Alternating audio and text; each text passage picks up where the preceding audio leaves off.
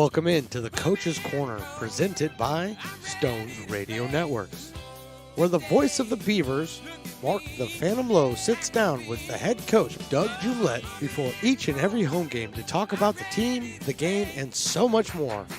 So now let's throw it over to Phantom in the Coach's Corner. Thank you, Stones McCoy. This is the Phantom along with Coach Doug Jumlett. Coach, I'm going to just cut out the clutter and just call you Coach J. Is that going to be okay? Sure, yeah. Right, well, there's a Coach K. I think we need a Coach J, so that's going to be you. So we are very excited, Stones and I, to be out here at Beaver Stadium doing American River College baseball with your ball club out here today. I wanted to ask you, first of all, I have to give a disclaimer, kind of a caveat. We met the other day, and you recalled stuff from my previous lives, and you were pretty favorable. So I must say that I may not be the cynical newsman I usually am. I may be a little nicer to you, so I want the people to know that I may be nicer to you than I usually am because you were nice to me and I want to pay you back. Well, I was buttering you up then, figuring exactly. I didn't want to scare you off and not have you up here. Now I can tell the truth now that we're actually up here on the air. We can say that for a different show, but yeah, obviously you can. Coach, first of all, I was telling you before, my son played at Shasta basketball for a couple of years, so I got exposed to the wild, wild west, what I call the junior college athletics. It's a crazy thing, and I mean, I wanted you to tell me in a sense of, I know there's a lot of different variables that go into coaching junior college athletes. What's the thing that's your favorite thing about coaching at this level? The favorite thing I have about this level is just the impact we can have on these kids' lives. You know, we get a lot of kids who, you know, athletically they're ready to move on, but for whatever reason they didn't get a chance to, or financially their families can't afford to send them on, or academically they're not quite ready. The thing that the biggest reward is when you get them after their 2 years here and they move on to a 4-year school. You see them a couple years later and they come back, thanks, Coach. You know, I never would have graduated from college if it wasn't for playing baseball here or for you guys for all the stuff you did for us. The fact that it's kind of a stepping stone level makes it really rewarding in the long run. Yeah, but I've got to imagine a little difficult on you because you do have people coming from all different stations in life and not going into, belabor the fact. But what's one of the disadvantages of coaching at this level right now? Couple things. One is the competition. There's a lot of good schools around, yeah, and a lot of good players around. So you're constantly fighting. And then the fact that there is constant turnover with every year. You've got a new squad out there. At the 4-year school level, you've got juniors and seniors who've been with you for 3 or 4 years and kind of know the ropes. We're kind of turning it over every year, so you're constantly teaching and going over things that you feel like you just did the year before. Well, building on that, what is kind of when you greet a new team, like you say, it may be people you know, it may be people that you've never seen before. Did you have a philosophy that you try to impart to the guys from day one? Yes, and what we try and do is we tell them we're going to teach you how to play baseball at this level and to have success at the next level. We're going to teach you the things that will help you get to that next level as well. The academics are important. The off the field stuff. You know, we always tell guys we could go 40-0 during the season and no one's going to know.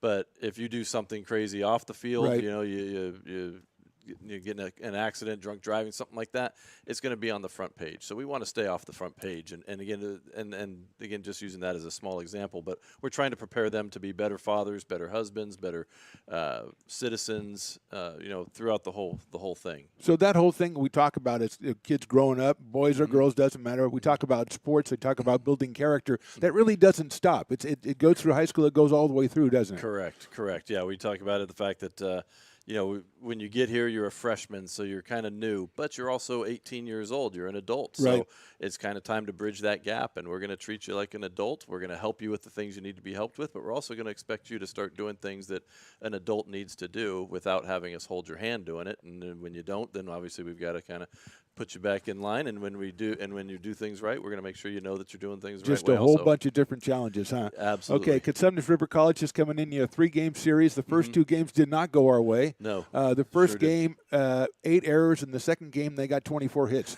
So they kind of did it anyway. The baseball bingo, they got it. So let's just take a look. You guys have played about 20 games so far. Give me a couple of guys out there that have stood out for you that are kind of team leaders for you right now. Well, to kind of go back just a quick step, I think that had everything gone right from the get-go, I think we have a team that would be probably second, third, fourth place in this conference. Right. And this is widely considered to be the toughest conference in California. Absolutely. So the competition is exceptional. We've just been really struck by injuries. Like our best player Lincoln Oriana. Actually, the Dodgers are here to look at him today, and they've had him out a couple times. And I thought they were here to look at me. Is that not? They're not here for that. Well, I'm the big Dodger fan, so they're the ones.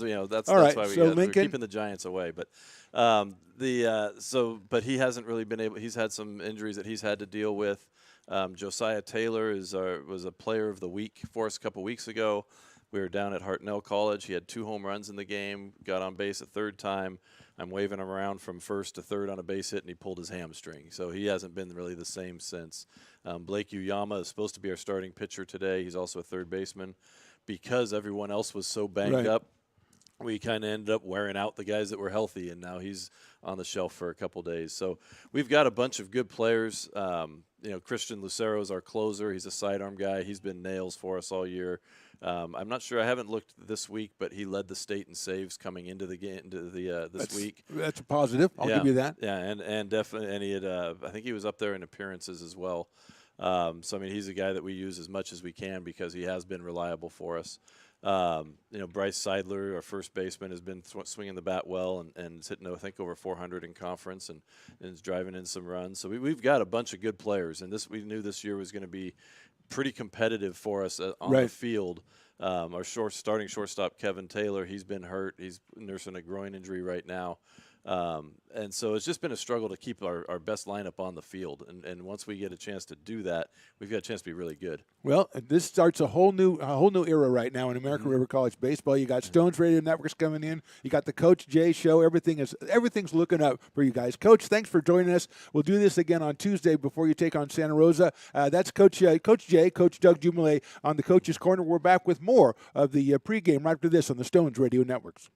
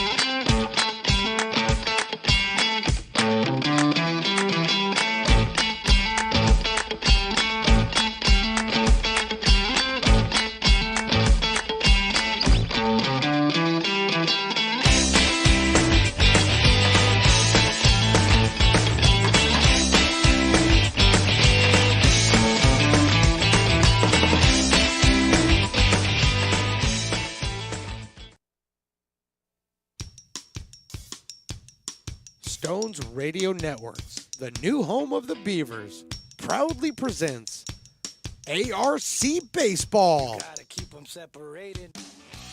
It's that time again. The crack of the bat, the sound of gloves popping, and the smell of the freshly cut grass. So are you ready? Because it's time for Beavers Baseball. Now let's send it back to the booth for the Phantom to get you ready for the action with the starting lineup and the first pitch. Right here on Stones Radio Networks. Hello and welcome to Beaver Stadium for another exciting afternoon of American River College baseball. I am Mark the Phantom Lowe here with my partner Stones McCoy, bringing you all the action. The Beavers continue their Big 8 conference action against the Consumnes River College Hawks. The finale of a 3-game series, not good so far. The Hawks took the first two 10-5 on Tuesday and then 26-6 yesterday. So ARC looking for some payback today. Also some momentum as they start the second half of conference play. So let's take a look at today's starting lineups for the visiting Hawks. They'll start off with Rudy Rodriguez at shortstop. Ethan Walker bats second, plays center field. Harry Owen is the catcher, hitting third. Judah Morris, the first baseman, he bats fourth. Nathan Ade, who had a home run in yesterday's game, bats fifth, plays at third base. The DH is Nate Schwartz, batting seventh. Cameron Orr, the right fielder. Nick Sorlozano is the left fielder. He'll hit eighth, and batting ninth is the second baseman, Dylan Brown. Nate Thompson from Elk Grove is on the mound for the Hawks. And then looking over at the American River College Beavers, Dominic Ott, the DH, is going to lead things off. Then Alejandro Bello, the second baseman. Lincoln Oriana is the center fielder. He'll bat third. Bryce Seidler hitting fourth, the first baseman. Michael Gravala is the left fielder. He'll bat fifth. Josiah Taylor hitting sixth in right field. Marcellus Plenary in shortstop. He'll bat seventh. Nick Ochoa, the third baseman, hits eighth, and Drake Rossi is behind the plate. He will bat ninth. Wyatt Winalski, the pitcher for American River College today. So we're ready to go here from Beaver Stadium, and we'll have the first pitch coming up right after this.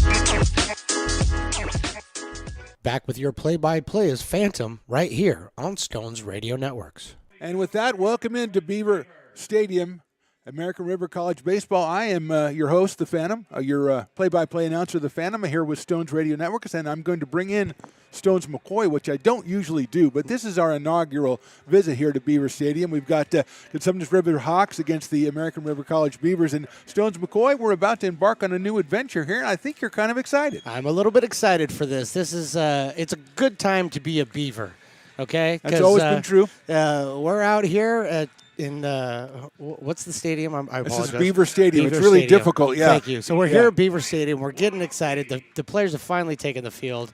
And it's nice to be doing baseball that's not in the middle of the summer. That's true. That's So, true. It's a lot cooler than we were used to. This is going to be a blast. I'm really looking forward to it. I'm really looking forward to growing the game here for the ARC Beaver baseball team. And I'd like to mention that we will be doing softball here shortly. So absolutely. I want to throw that out there and let everybody know. Okay, so we are able to be listened to and watched in what different platforms? So just like if you ever followed us with the Potters, and if you don't, you might want to check them out as well. You can go to youtube.com/Stones Radio Networks. Find us there. You can also go to the Facebook Live, search Stones Radio Networks. You'll find it there. As well as if you just want to listen to the radio. Sure, absolutely. Mixler.com, Stones Radio Networks. Find us there. That's how you'll get each and every Beavers home game right here, Stones Radio Networks. Thank you, Stones, and we're ready to get going here. Wyatt Winalski, the left-hander out of San Juan High School, the Spartans. He says 6 foot 185 freshman. He's going to be on the mound for American River as they take on the Hawks from Consumnes River, who've won the first two games of this series rather handily. Rudy Rodriguez, Ethan Walker, and Harry Owen are the first three hitters for the Oaks as they step in. Left-handed hitting shortstop Rudy Rodriguez. Rudy out of Elk Grove, California, and Elk Grove High School. He's a freshman. And AC/DC blasted on the speakers, and the umpire said, "Can we turn that down, please?" And so it's a little different thing. Can we turn down the AC/DC? Here's Winowski's first pitch. It is a little bit high for a ball. Left-hander against left-hander. Rodriguez, the shortstop. So we started off with some rock and roll music, and we're told to turn it down. This is like going back to school. Here's the 1-0. Hit sharply out towards second base, picked up by Bello out there. Over to first and got him by 2 steps. Alejandro Bello at second base. Over to Bryce Seidler, the first baseman for American River College today. Rounding out the infield, Marcellus Flannery is at short. Nick Ochoa over at third. In left, Marco Grijalva. Lincoln Oriana in center, and Josiah Taylor is in right. Drake Rossi behind the plate, and Wyatt Winowski has got the first out. Here's Ethan Walker, the center fielder. Ethan hitting at .235 on the season. A right-handed hitting center fielder wearing number 16, coming to us out of Oak Ridge High School. He turns to bunt, looks at it, and it's inside for a ball, 1-0. Coming in from third, Nick Ochoa. But Walker pulled the bat back, and he is ahead in the count, 1 ball and no strikes. Left-hander Winowski winds and delivers. That swung on, hit high out into right center field, giving chase as Taylor in right. It looks like he's got a beat on it, reaches up and makes the catch. So that one held up a little bit too much for Ethan Walker. 2 outs, and that'll bring up Harry Owen, the catcher. Harry Owen hitting at a crisp clip of .377 out of Aliso Viejo, California. .377, 3 home runs on the season and 27 runs batted in. Not likely to see a lot of home runs here. We were just talking to the PA announcer, and he says he hasn't seen many. This is a very spacious ballpark, 340 down the lines, 390 to dead center. First pitch to Owens right down the middle for a strike. Right-handed hitting catcher takes that one. Judah Morris, on deck. It would behoove me to write more legibly. 0-1. Right-handed hitter, open stance, the pitch outside for a ball off-speed pitch by Winowski. 1 ball, 1 strike, 2 outs, top of the first. We've got American River and Consumnes River in the third of a 3-game set, which so far has gone all the Hawks' way. They are 4-4 in Big 8 conference play. Here's the 1-1. Owen takes on the corner for a strike. 1 ball, 2 strikes on Harry Owen. 1-7 for the American River College Beavers. We talked to Coach Jay, Coach Jumelé in the pregame. Want to check that out before each and every home game. Here's the pitch. Hit high in the air and out of play behind us, so it's 1 ball and 2 strikes. Coach Jay actually taken like a duck to water, as they used to say when I was a kid, to this pregame coaches stuff. He was just like, he's a natural. I had to tell him, hey, we're going to have to cut 2 or 3 minutes out of you, man. Come on, we gotta cut you in the first game. But check that out right before each and every home game. He said he's had some injuries this year. That's inside. Did it hit him? Yes, it did. So Owen's going to go down to first. Puts on the kind of a limp there to kind of make it sell it, but he already got the call, so he's going down to first base. 2 outs and a base runner with the hit by pitch. Brings up Judah Morris. Judah at .310 on the season. 4 home runs, 17 runs batted in, a right-handed hitter.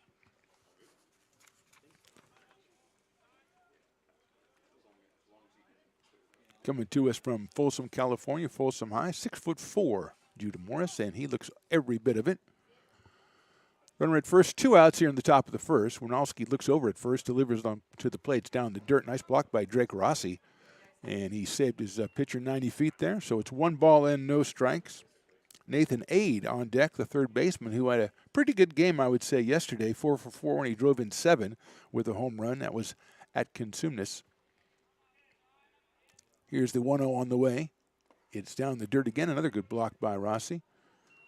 Harry Owen kind of made a move, but remember, he just got hit, so he's probably not in a position to run. Winowski, left-hander, out of San Juan High School. Freshman. Comes to stretch, looks over at Owen. Short lead over there by Harry Owen. Here's the pitch. 2-0 pitch is in there for a strike. Morris looked like he wanted that one. Let it go. It caught the outside corner. 2 balls and 1 strike on Judah Morris. 2 outs here, top of the first. No scores of yet.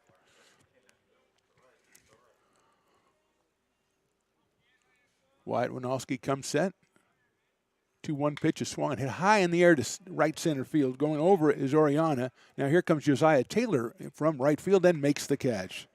So no runs, no hits, 1 left at the end of a half inning. It's the Hawks nothing and the Beavers coming to bat.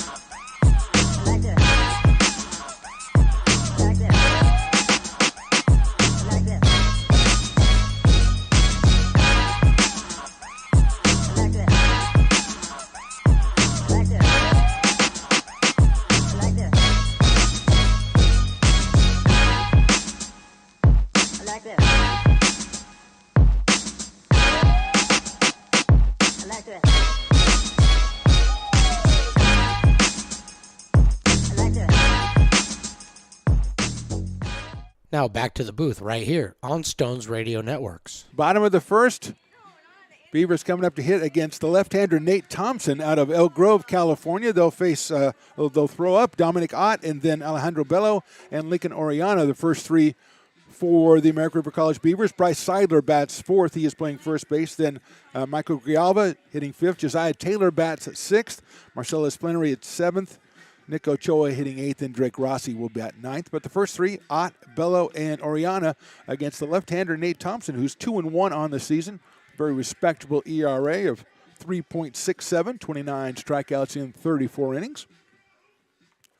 He's out here against Dominic Ott. Dominic at 2.05, has 3 doubles on the season. He is the DH today. A freshman out of Wood Creek High School, just pretty close to my house. So I have to root for Dominic.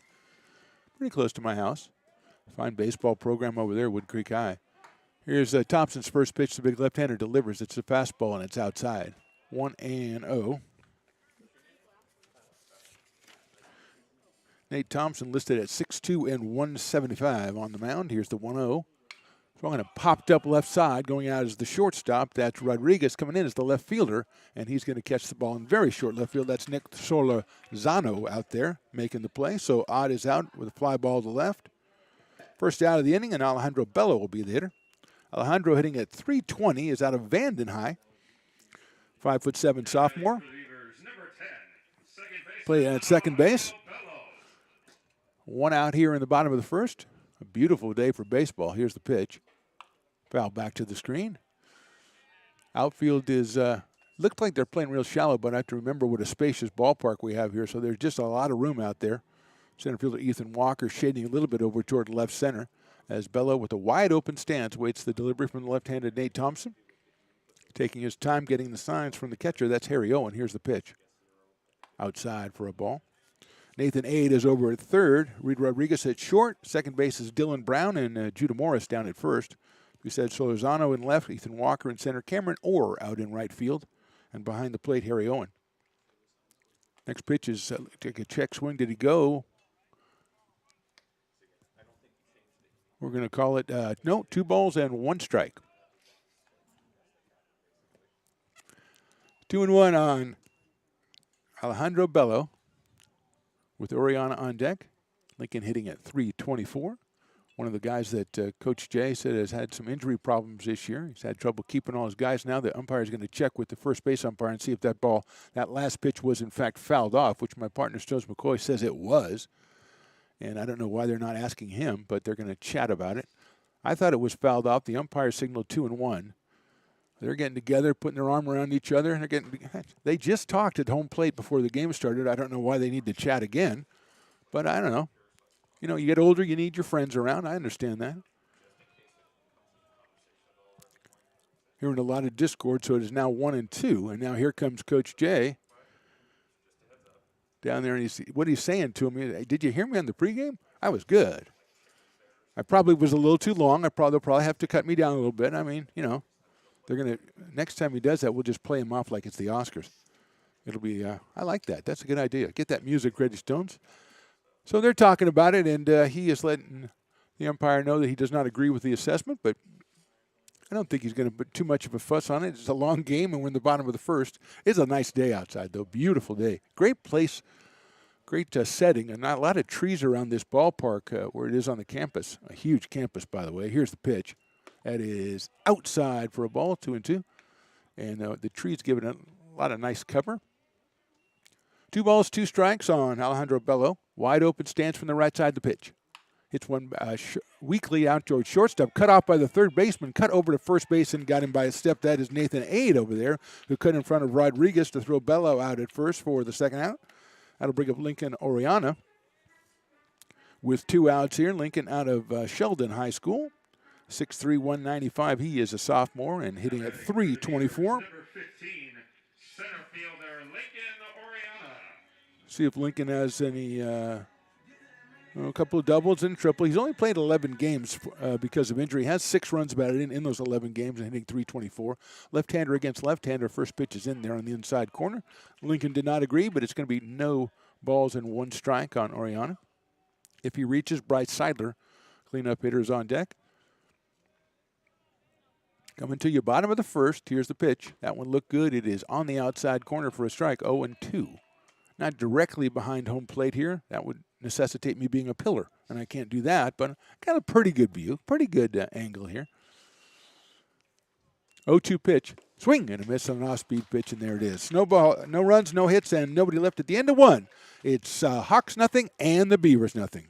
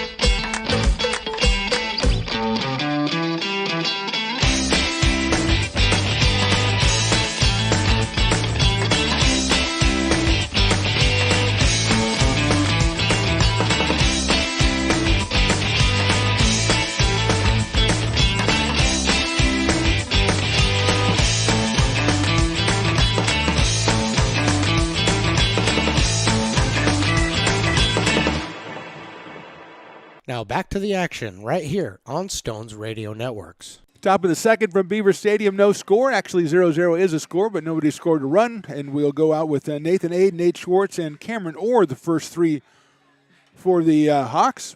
Nate Aid yesterday, 4 for 4, 7 runs batted in. I think he was pretty good. Third baseman Nate Aid. Good thing we got Nate in a bigger stadium today. He is out of Davis, California, went to Davis High School. Sophomore, 6'1", 190. Open stance from the left side against Winalski. The first pitch is a nice fastball on the outside corner. It is 0-1 on Nathan Aid. 1 home run and 26 batted in this year for the left-hand hitting third baseman. Outfield a little bit to the left. Here's the pitch. Swung on, hit sharply up the middle, going into center field. And that's the first base hit of the ball game by Nathan Aid. So that's at least 5 in a row for Nathan. It's a ground ball right up the middle. Alejandro Bello went after it, but there's no way that Alejandro was going to get that one. It's out into center field, returned in by Lincoln Oriana. And here comes Nate Schwartz, the DH. Nate hitting at .355. He is out of San Jose, California. He has 2 home runs on the season. Big right-handed hitter.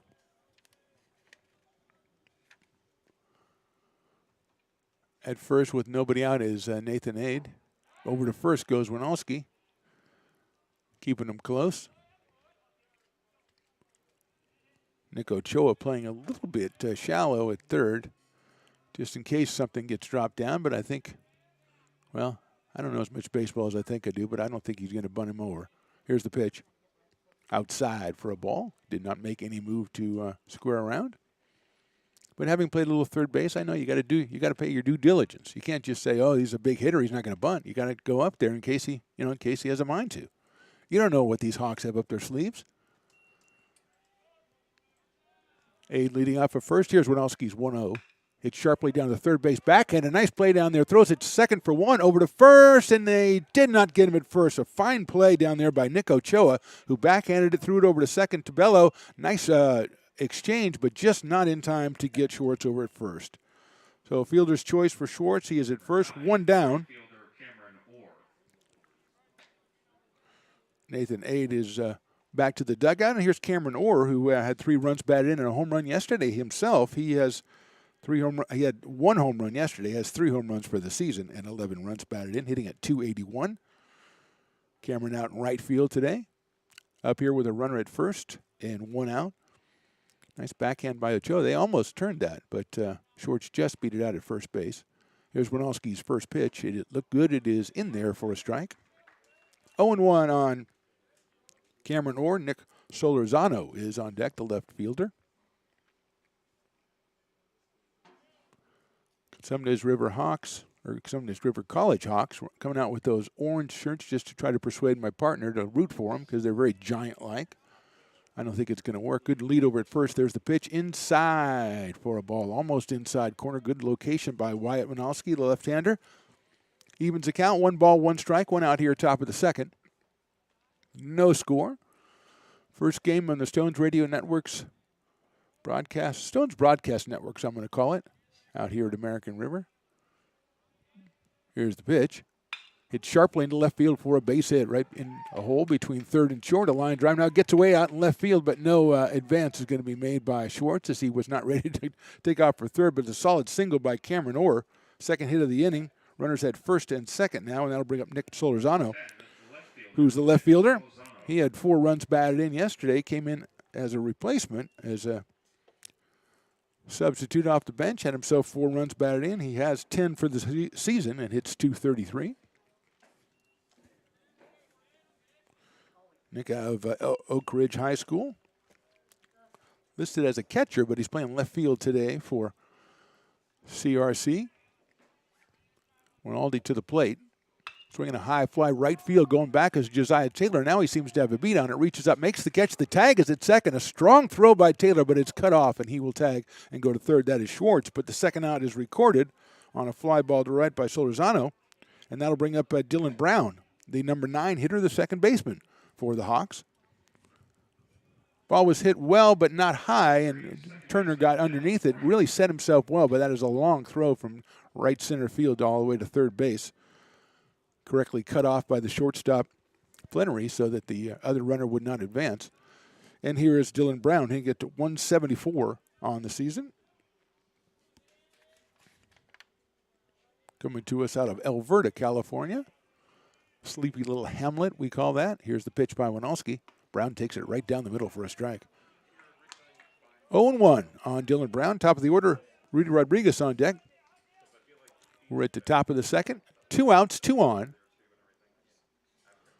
American River trying to salvage a game of this 3-game series against the Hawks from Consumnes River. Brown waits for the 0-1. Here it is. Look good. It is a little bit outside for a ball. You'll find I like to put my own opinion of where the ball is. Why not? I'm here, you're not, so I'm just going to tell you. Wide open stance by Dylan Brown. Waits the 1-1. Over at first is Orr. He looks like he's getting a pretty decent lead over there. 2 outs here in the second. And they're going to go over to first base. Winalski thought the same thing. And he keeps Cameron Orr close over there. 1 ball, 1 strike on Dylan Brown. Another right-handed hitter with the wide open stance. You see a lot more of that than you used to. Here's the pitch. Hit well right center field. Taylor's on run. He's not going to get to that one. It's going to get down and go all the way to the fence. Here comes Schwartz to score. Cameron Orr is rounding third. The ball comes in. There will not be a play at the plate. And going into third, the throw to third, he is in there. It looked like he is safe at third. It's a 2-run triple for Dylan Brown, and the Hawks lead this one 2-0.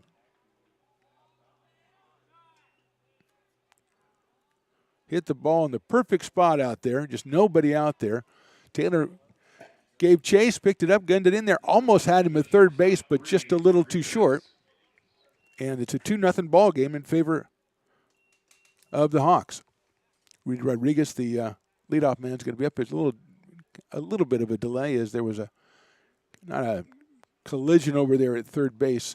No slide, and the ball was a little bit high. So there was a collision over there. Everybody seems to be all right. Coach Jay out there talking to the umpire. Now the umpire is going to go back and talk to Coach Jay. Maybe there's a little bit of chatter coming out of the dugout. A lot of drama here. Get started, a lot of drama. It's top of the second. We've got a lot of conversation. It's probably in there. Here comes Coach Jay back out. It's the influence of all these first take like shows. Everybody wants to get in arguments now. They think they'll be discovered if they get, start bantering back and forth. 2 on and 2 out, and Brown just rifled that one into right center field. A clean hit in third base. It was a close play over at third base. I don't know if it was the fact that he didn't slide or what was the situation, but Coach Doug Jumelet and the umpire having I don't want to say a war of words, maybe a skirmish of words. And now they think they've got it all solved. And here comes Rudy Rodriguez. First time up, Rudy grounded out to second base. Leadoff hitter, hitting 300 on the season, comes out of Elk Grove, California. And Ethan Walker is on deck as the big 2-out hit by Dylan Brown, giving the Hawks the 2-0 lead. So Brown down at third base.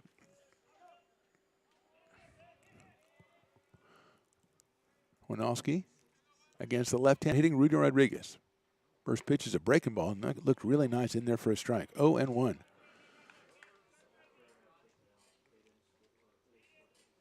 Big 8 conference play. Right now, the leading team in the Big 8 conference is Folsom Lake College. They are undefeated, but they've only played 5 conference games.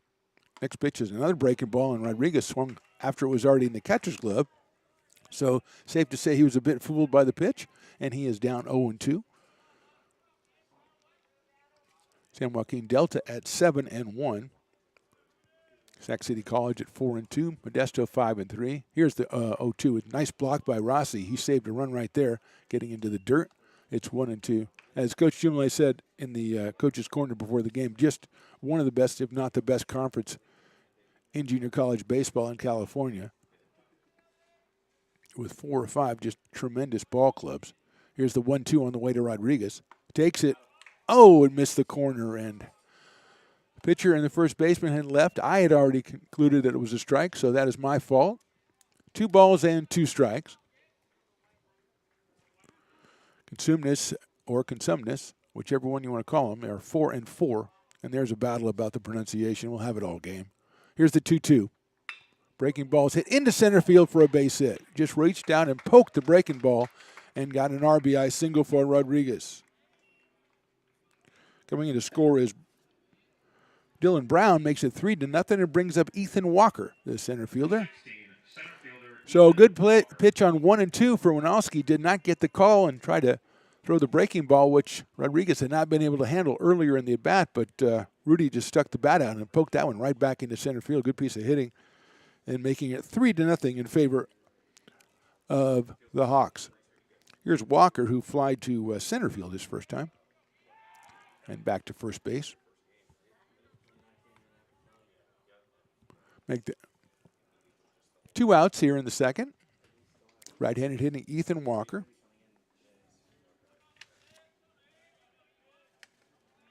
Out of Oak Ridge High, here's the pitch. It looked good. It's on the inside corner for a strike. Bluffing at first base was Rodriguez.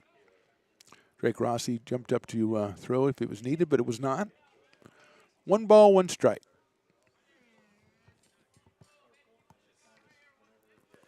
Winalski looks over at first. Rodriguez with a very good lead over there. 1-1 pitch forthcoming. Here it is. No, he's got him picked off. There goes Rodriguez taking off. Seidler throws it down, and the tag is made at second. Great play.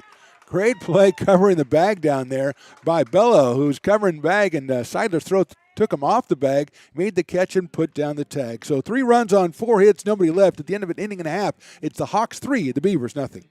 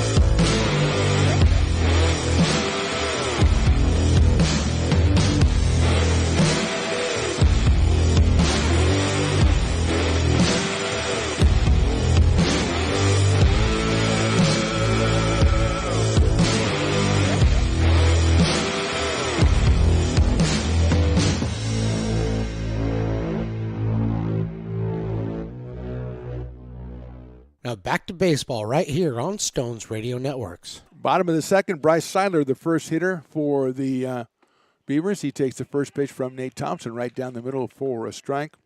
Bryce, the first baseman, hitting at 286 on the season.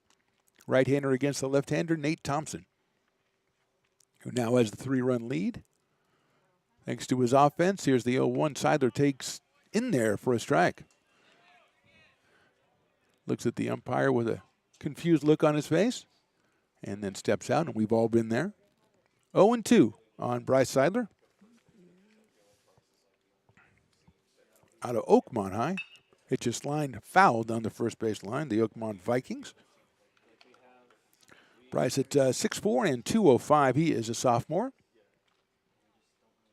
Stepping in here against Nate Thompson. 2-1 with a 367 on the season. Here's the pitch. Seidler lifts one to the right side, and that is out of play. Bounces over toward those trees, which is a wonderful picnic spot. I don't know if that's what the person who picks that ball up is going to do, but that's not a bad idea. Although the guy who's going to pick it up, it may take him about an hour to get there. He is not moving quick. Thompson winds, delivers. Outside for a ball. 1 ball, 2 strikes on Bryce Seidler. Michael Grialba is on deck, the left fielder. And then Josiah Taylor. Here's the 1-2. Foul back to the screen off speed pitch from Thompson. Nice little crowd is filled in here at Beaver Stadium. Just a nice place to watch a ball game. Really beautiful setting. And it's got a parking structure behind left field. So there you go. Here's the 1-2. Breaking ball just outside. And Wyatt Winalski is looking out to the pitcher going, "No, how you feel, buddy? I know how you feel." 2-2 on Bryce Seidler. Thompson delivers.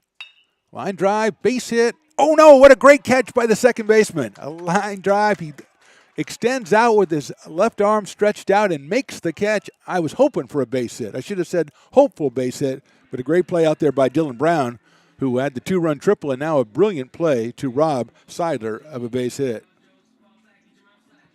Now batting for the Beavers, number 35. Here's Michael Grialba. Michael coming to us from Ponderosa High. Same league as Oakmont, so maybe they, crossed swords a couple of times with Bryce Seidler. So Dylan Brown robs us of a base hit. Also gives me my first miscue of the season. There's the pitch. It is inside for a ball. Sometimes they're not hit as hard as you think they are, and it takes a long time to get out there. And Brown with a fine play. Here's the 1-0. Grialba takes high. 2-0. Judah Morris at first base, and Brown at second. Reed Rodriguez at short, Nathan Ade over at third. That's the infield for the Hawks. So Lozano, Walker, and Orr in the outfield. The 2-0 pitch is hit high in the air towards center field. Going back a little bit is Ethan Walker. Now he's drifting in, reaches up and makes the catch for the second out. 2 outs, and that will bring up Josiah Taylor, who has 2 home runs for the Beavers this year. 2 home runs and 10 runs batted in, but he is another guy, just like Oriana and a couple of others that have been plagued by injuries so far, so he has not got as many at-bats as Coach would have liked him to. First pitch is swung on a miss off-speed pitch. Josiah is out of Alpha Charter. He's a sophomore, 6'1", up here with 2 outs in the bottom of the second.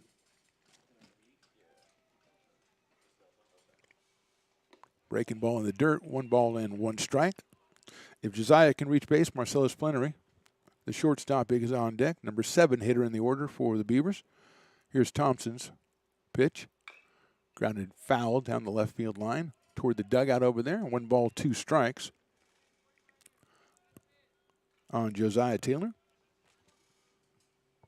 2 home runs, 10 runs batted in.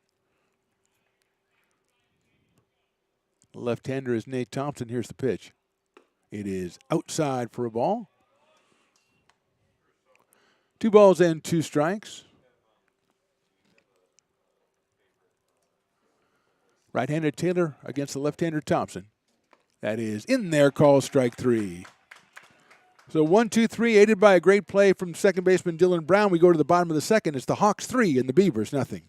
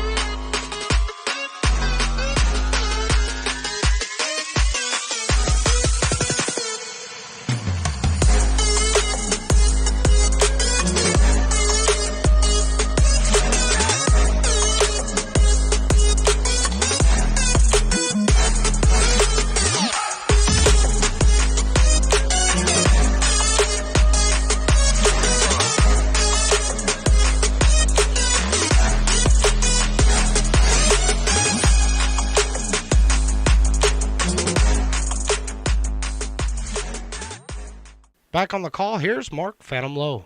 Top of the third from Beaver Stadium, 3-0 in favor of the Hawks. They'll send up Ethan Walker, Harry Owen, and Judah Morris, 2, 3, and 4. Ethan Walker was at the plate when Rudy Rodriguez was picked off to end the top of the second, so he is back up there because that's the way the rules work. Not going to take the bat out of his hand because of a mistake somebody else made.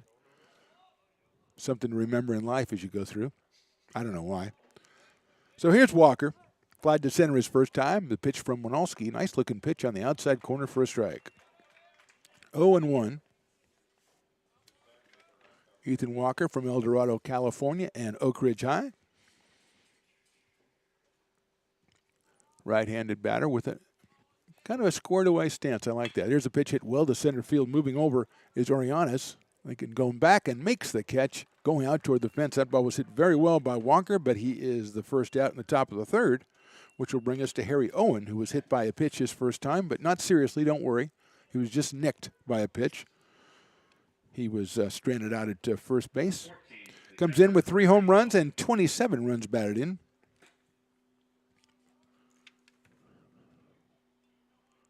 Out of Aliso Viejo, California. Right-hand hitting catcher. First pitch, a nice-looking fastball by Winalski. And it is 0-1 on Harry Owen with Judah Morris on deck. Winalski, as we said, out of San Juan High School. 0-1 pitch is outside with a breaking ball. I'm assuming that's San Juan High. It's not San Juan Capistrano or anything like that. It's probably San Juan High School. Yeah, I sometimes overthink things. 1 ball and 1 strike Outfield pulled a little bit over to the left for Harry Owen. Here's the 1-1. It's hit sharply down to third. Ochoa on a big hop. Takes his time, gets it across the diamond, and gets Harry Owen by a step. Nice play by Nick Ochoa to back up his pitcher. 2 outs, and that'll bring up Judah Morris. The first baseman who flied to center his first time came in at .310. He has 4 home runs and 14 runs batted in.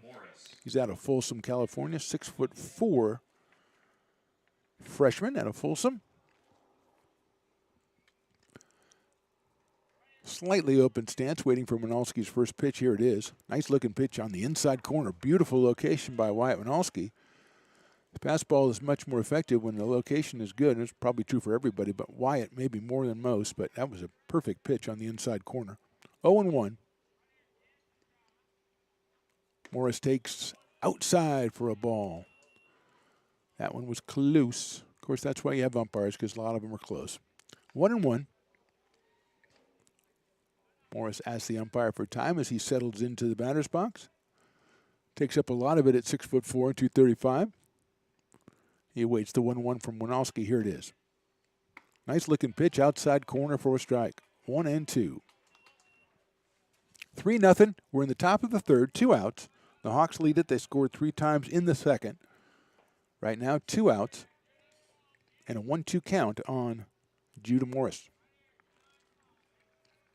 1-2 pitch is roped down the left field line into the beautiful trees over there, about, say 50 yards foul, but beautiful trees anyway. So we'll go back at 1 ball and 2 strikes. Winalski trying to work the inside corner again on Morris, and Judah turned on that one. Nathan Ade on deck, who has 5 straight hits in the last 2 days. Here's the 1-2. Outside for a ball, off-speed pitch. 2-2 on Judah Morris.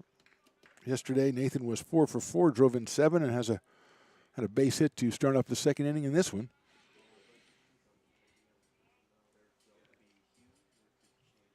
Here's the 2-2 from Wyatt Winalski. Line drive, base hit left field. Grijalva's going to come over and cut it off. Morris rounding first. He's thinking about second, but the ball gets in. Nice throw out there by Michael Grijalva as Morris gets himself a solid base hit to left. The 5th hit so far for the Consumnes River Oaks College Hawks.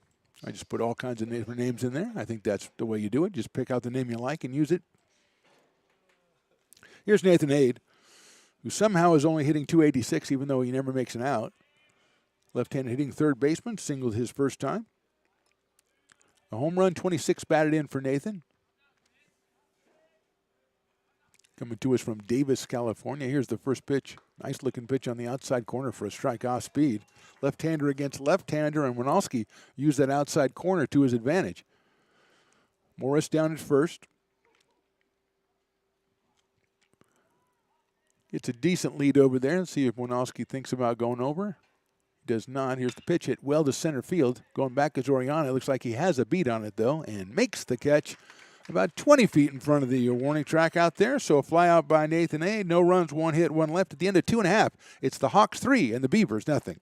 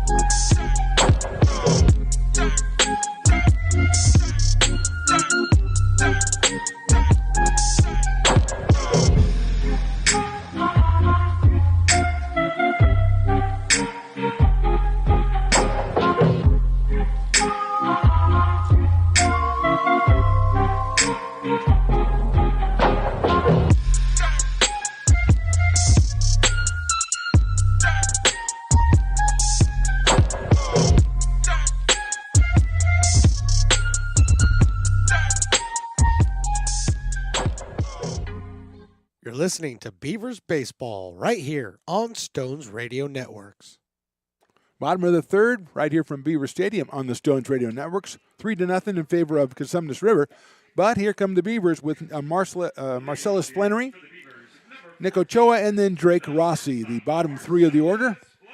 Still without a hit are our Beavers, but I tried to give him one last inning, but unfortunately it was caught. So Flannery coming up here, hitting at .265. He is the shortstop. Here's the pitch by Thompson. Marcellus takes inside for a ball.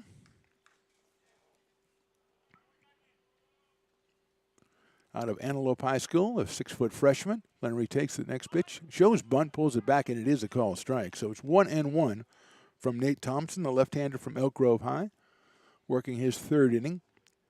He struck out 2, hasn't given up a hit yet. Here's a 1-1 to Flannery. Marcellus hits it sharply down toward third, picked up by Nathan Ade. He guns it across the diamond and gets him by a step.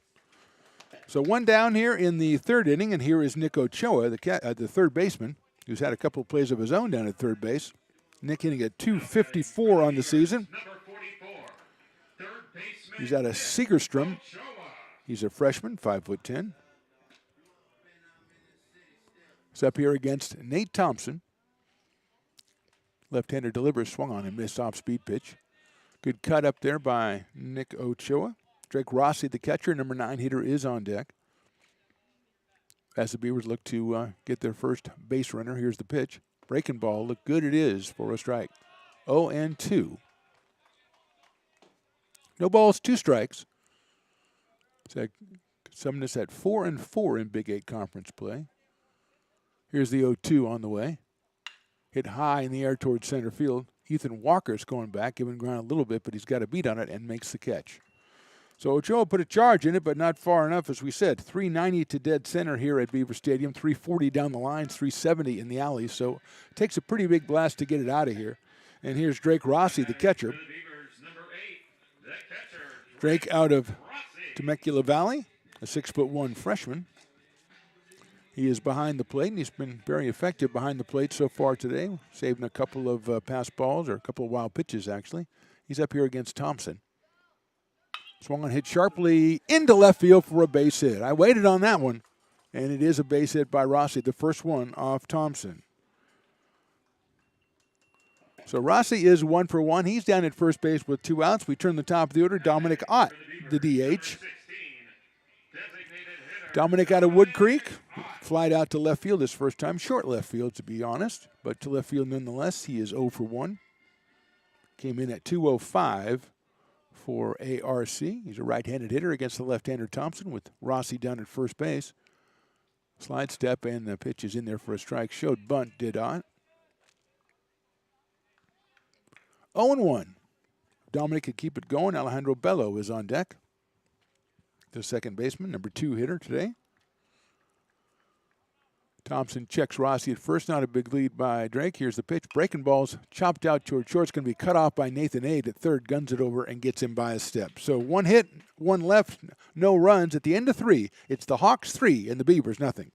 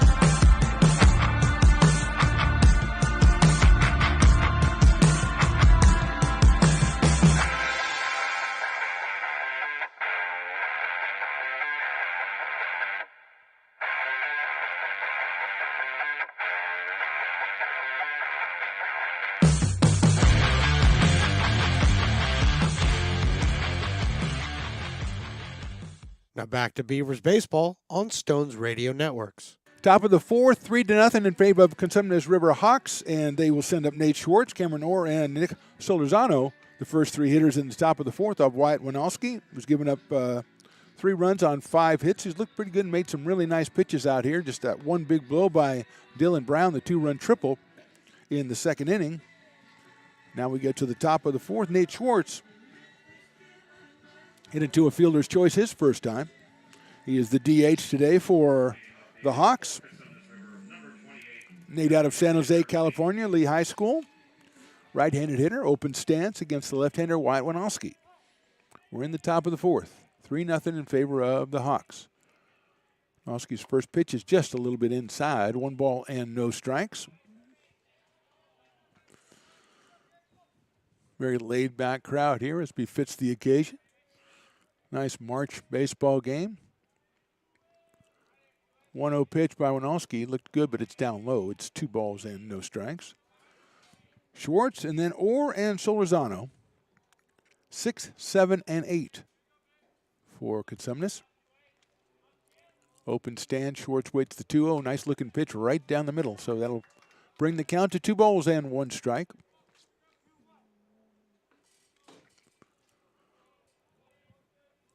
Wyatt Winalski out of San Juan High School delivers the 2-1. It's hit sharply up toward the middle. Shortstop Bellery tries to cut it off, but he can't, and it's into center field for a base hit. It's a do or die by Marcellus Plenary out there on that one. Even if he gets it, you don't know if he'll be able to throw out Schwartz at first, but it's a hit by Schwartz. He's at first base, and here's Cameron Orr, who singled his first time up. Came in at .281 with 3 home runs and 11 batted in. Had a home run yesterday in the Hawks' 26-6 win on their home field. Right-handed hitting right fielder.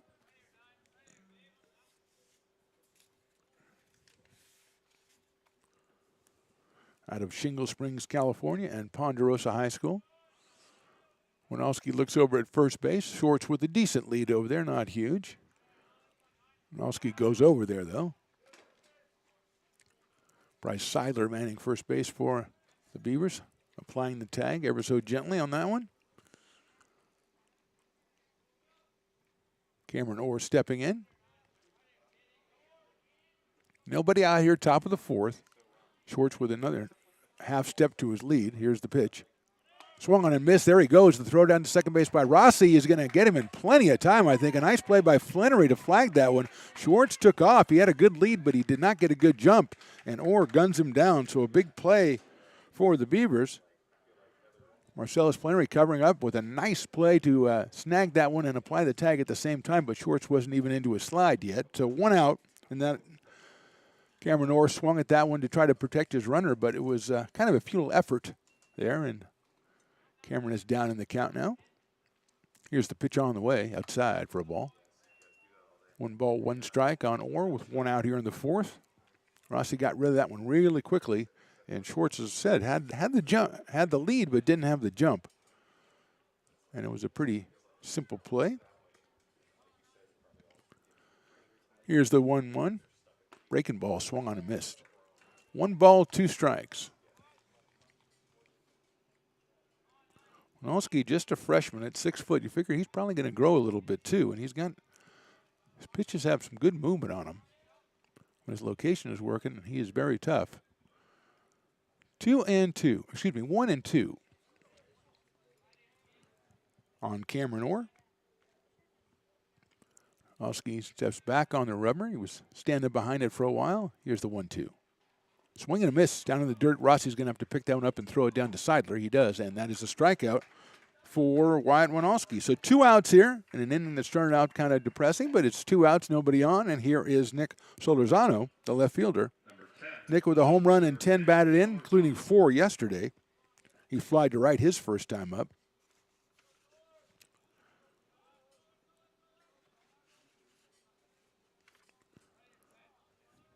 Out of El Dorado Hills and Oak Ridge High School.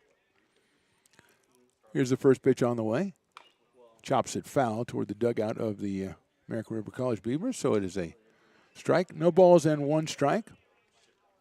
Solorzano reaches the number 9 hitter, Dylan Brown, who did all the damage with a 2-run triple, 2-out 2-run triple back in the second. He is on deck.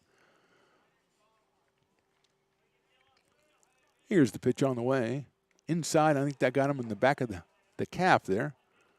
And so we're going down to first base with the second hit by pitch today is Solorzano. He's at first with 2 outs, and here's Dylan Brown. Number 23, second baseman Dylan Brown. Dylan out of El Verde, California, playing second base, hitting in the number 9 hole. But as we mentioned, he has the key hit of the game, a 2-run, 2-out triple in the second inning. He later scored on a single by Rodriguez, so he's involved in all 3 of the runs. 2 outs, 1 on. Over at first base is Solorzano. He's trying to get a lead over there. Not a big one, but he goes over there anyway, just to let him know he's there. Winalski into his 4th inning of pitching. He's given up 6 hits, hit 2 batters, has 1 strikeout. Looks at first base, goes over to first again. As Solorzano trying to find that no man's land out there that isn't far enough to get picked off, but it's far enough to make the pitcher think he's going to go. And then that is the battle of wits that goes on out there. But right now, Brown at the plate has shown himself to be a problem. Another good lead over there by Solorzano. Here's the pitch. Swung on the line to left field down the line. That is a fair ball going all the way toward the corner. Grava is going to go after it. Rounding third is Solorzano. He's being waved in. He will score easily. And stopping at second with his second straight RBI base hit is Dylan Brown. Second hit of the game, 3rd run batted in. Solorzano scores, so the hit batter comes back to haunt him. And it is now 4-0 in favor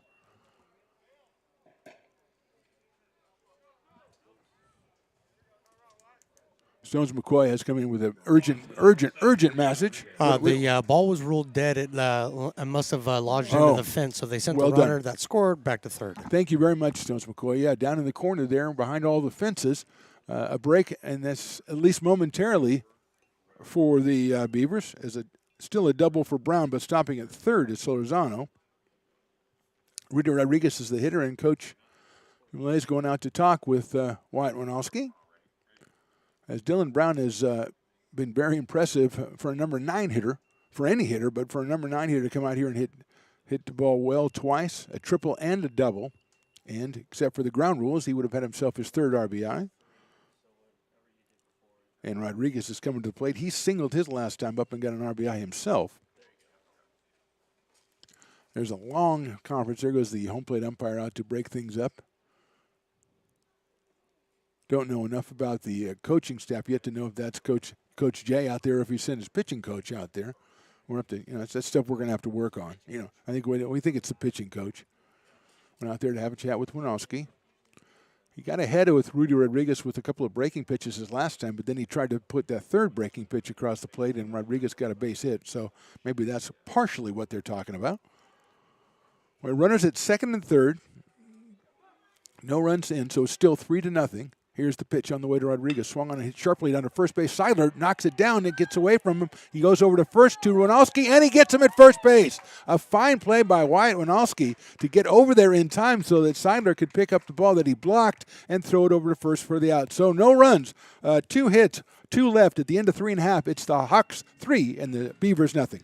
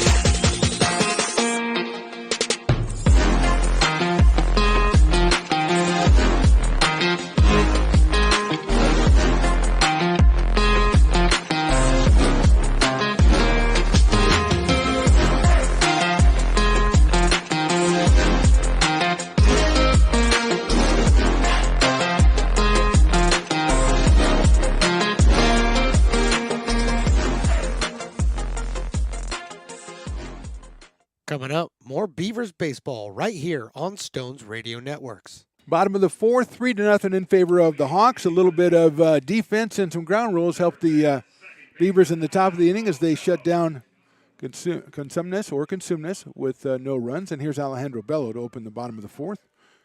Oriana on deck, and then Bryce Seidler. Thompson's pitch sails a little bit outside. Bello grounded out to third his first time up. Just an excellent play by both Seidler and Winalski to retire Rudy Rodriguez there in the top of the fourth. 1-0 pitch. Hit well to left field down the line. Looks like it might be foul. It is foul. Giving chase over there was Solozano, but not in time. So coming back to the plate is Bello.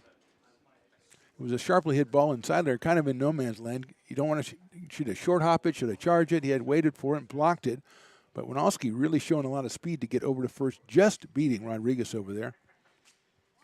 And now we're into the bottom of the fourth, 3-0 in favor of the Hawks. Here's the pitch, down in the dirt. 2 balls and 1 strike to Bello.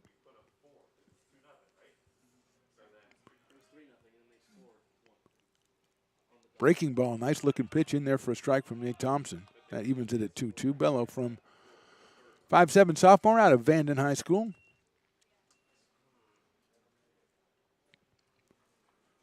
2-2 pitch on the way. Swing and a miss, waved at that fastball in the outside corner for a strike. 1 down, and here is Lincoln Oriana. He struck out in the first inning. That is the 3rd strikeout now for Nate Thompson. Number 15, center fielder Lincoln Oriana. Lincoln coming in at 324. Out of Sheldon High School. 6'3", left-handed hitter against the left-hander Thompson. Swing and a miss, soft speed pitch.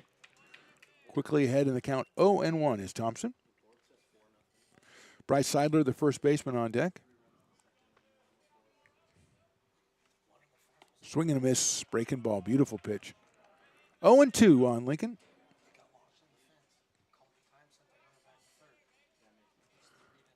Here's the 0-2 pitch. Fastball right down the middle, call strike 3.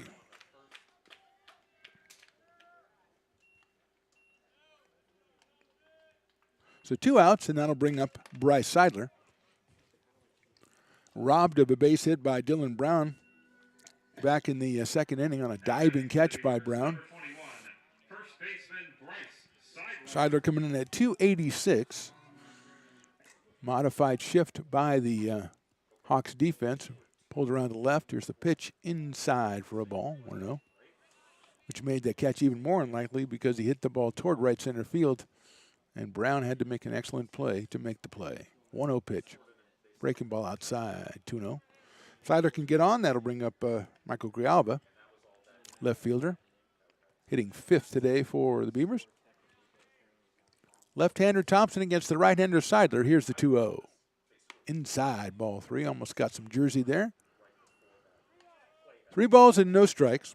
Just 1 base runner so far for the Beavers. That was a single by Drake Rossi back in the 3rd. Here's the 3-0 pitch. It is in there for a strike. 3 balls and 1 strike.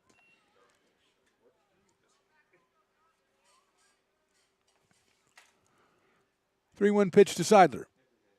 It is down low for a ball. So Bryce works his way on with a base on balls. First one given up by Thompson today. And that brings up Michael Grialva, the left fielder.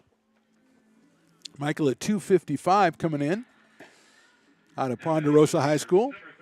He is a sophomore playing left field today. He's got Seidler down at first, and Bryce quickly takes a nimble little lead down there. Here's Thompson's pitch. Grialva swings and misses. Off-speed pitch, so he's pulling the string a little bit more this inning, and it's been very successful for him. 0-1 on Grialva.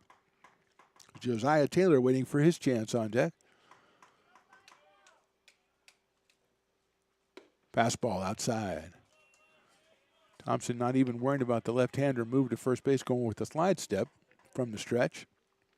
Cutting down any chance, although I don't think that American River is going to be running down 3-0 here.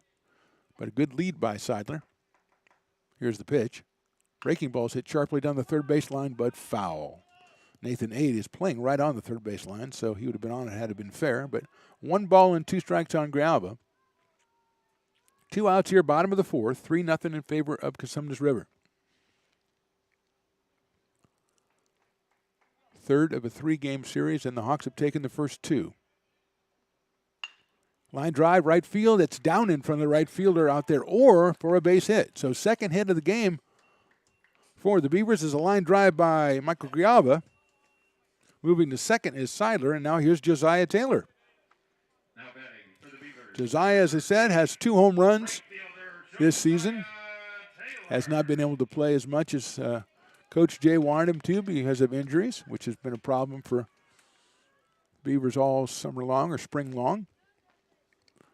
First and second, 2 outs. Here's the pitch. Taylor takes inside for a ball. Bello struck out. Oriana struck out, but then a walk to Seidler and a single by Grijalva. First and second, and now Josiah Taylor. Here's the 1-0. Taylor takes inside again, 2-0. If he reaches, Marcellus Plenary, the shortstop, is on deck. Going out to talk to his pitcher is Harry Owen. I was just going to say that not a big pitch count for Nate Thompson so far, so I'm sure he is clear to go for a couple more innings if he can maintain this pace. Owen with a chat with Thompson coming back. They seem to have seen eye to eye. The umpire pulls out his lineup card. I think just to say, says that's the first visit. These are these new rules that they instituted. First visit. That's the sixth visit. That's too many visits. You get like 500 visits. Here's the 2-0. Swung on and missed off-speed pitch. 2-1 on Josiah Taylor out of Alpha Charter High School. A sophomore, standing about 6'1". He's got 2 of his teammates on and 2 outs here in the fourth. That is down low for a ball, so Thompson not quite as sharp location-wise as he has been through the first 3 innings. He is behind in the count to Taylor with 3 balls and 1 strike. First base is Grijalva. Second base is Bryce Seidler. Hawks lead this one 3-0. Here's the left-hander's pitch. It is ball 4. Second walk of the inning, loading the bases. And that brings up Marcellus Plenary, who grounded out to third his first time up. Marcellus at 265 on the season from Antelope High. He's a freshman, young freshman, and now a meeting at the mound, which gives us a chance to mention, we want to mention XTG Media Company, big supporters of the athletic programs here at American River College, a multimedia production company offering the highest quality of products and services to help you with your business. Commercial photography, business portraits, web development, podcast development. I want to check into that one. Videography and copywriting services, just some of the stuff they do over at XTG. If you want to get in touch with them, it's easy to do. Go to xtgmedia.com and click on a thing that says Contact Us and get the whole process started. All right, ready to go here. Here's Marcellus Plenary. As we mentioned, a 265 hitter so far in the season, 0 for 1 here today, and in a position to do a lot of damage and get the Beavers, well, they're not out of the game, but get them close. 3-0 right here in the bottom of the fourth. Here's the pitch from Thompson. Plenary takes a fastball, and that is in there for a strike. So it was messing around with off-speed pitches on that one. He got ahead in the count, 0-1 to Marcellus Plenary. Nick Ochoa on deck. He's hoping he gets a chance this inning. Bases loaded, 2 outs. Plenary swings and fouls that one out of play to our right. 0-2. So the fastball and then the off-speed pitch, and Thompson quickly ahead, 0-2. Interested to see if we can't really tell from here if there's any action in the bullpen, but Wyatt Winowski has thrown a lot of pitches through the first 4 innings. So it'll be interesting to see if they're grooming anybody to come out and take his place. But here's the 0-2. Plenary swings, and I thought he missed it, but he fouled it back. So just barely got the last little stitch on the horse hide, and he is still up there. Big situation, bottom of the fourth, bases loaded. Nate Thompson, the left-hander from Mount Grove, is on the hill for the Hawks. Here's the 0-2. Line down the right field line out of play. We're to the bleachers over there by the bullpen. So Plenary's staying alive, and 0-2.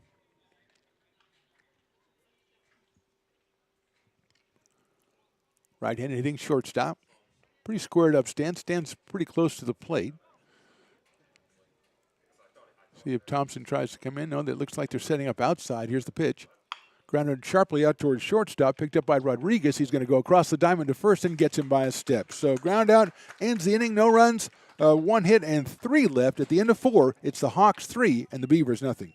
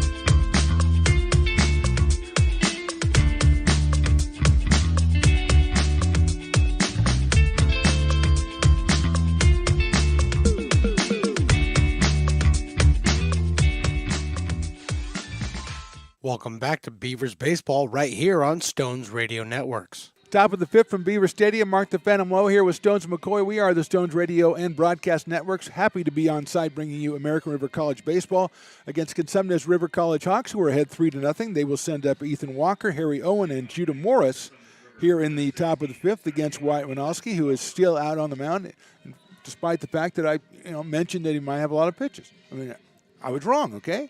It happens. I was just looking out for the kid. Walker has flied to center twice. He goes a bunt. He butts it down the first base line, but it is foul. Ethan 0 for 2, came in at 235.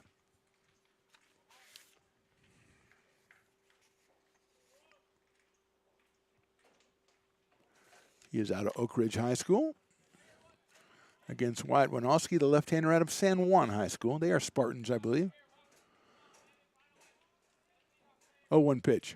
Walker swings and hits it well to left center field. Going back is Grijalva. He seems to have a beat on it, and that ball is out there very well, but Grijalva, to his credit, runs it down in left center field, right in front of the warning track. Number 14, the catcher, Harry Owen. We're saying we're giving it 360. We're like the skip tracer, the ball tracer thing on golf. About 360 carry. Nice play by Michael Grijalva out there as Walker put a charge in that one.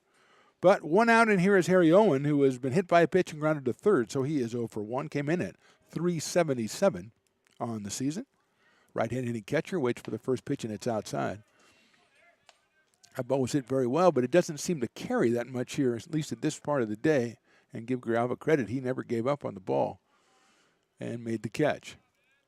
Here's the pitch on the way. Nice-looking pitch. It's in there for a strike off speed. 1-1 on Harry Owen.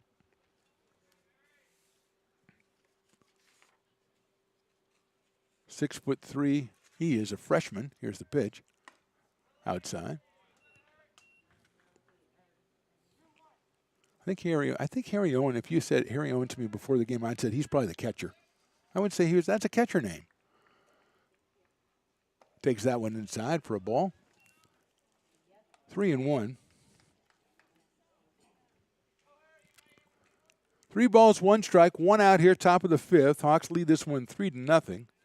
Beavers with a chance of bases loaded situation. The 4th could not score. That one is down low for a ball, and Harry Owen reaches base for the 2nd time today. He is at first with 1 out, and here's Judah Morris, who's flied to center and ripped a single to left field, so he is 1 for 2. First baseman, Judah Morris. My meteorologist, Stones McCoy, says there's a little wind out there blowing left to right. That might have had something to do with knocking that ball down. I don't think he has a degree or a certificate, so I'm not. He looked at a tree and a flag and said, "I'm a meteorologist now." But when you're starting a new network, you got to cut corners where you can. We can't really afford a meteorologist. Although if we could, I'd get Christina Werner. That's who I would get. Here's Winalski's first pitch. Morris takes outside and low in the dirt, and Rossi with a nice block. So I put that on my wish list for a station meteorologist. Although she's got a pretty good gig, so it may be tough to get her out of there. 1 ball, no strikes on Morris. 6'4", 235. Out of Folsom, California, Folsom High School. Winalski's 1-0 pitch. Inside for a ball. He's working to both sides of the plate, but just off on both sides. 2 balls and no strikes on Judah Morris. On deck is Nathan Ade.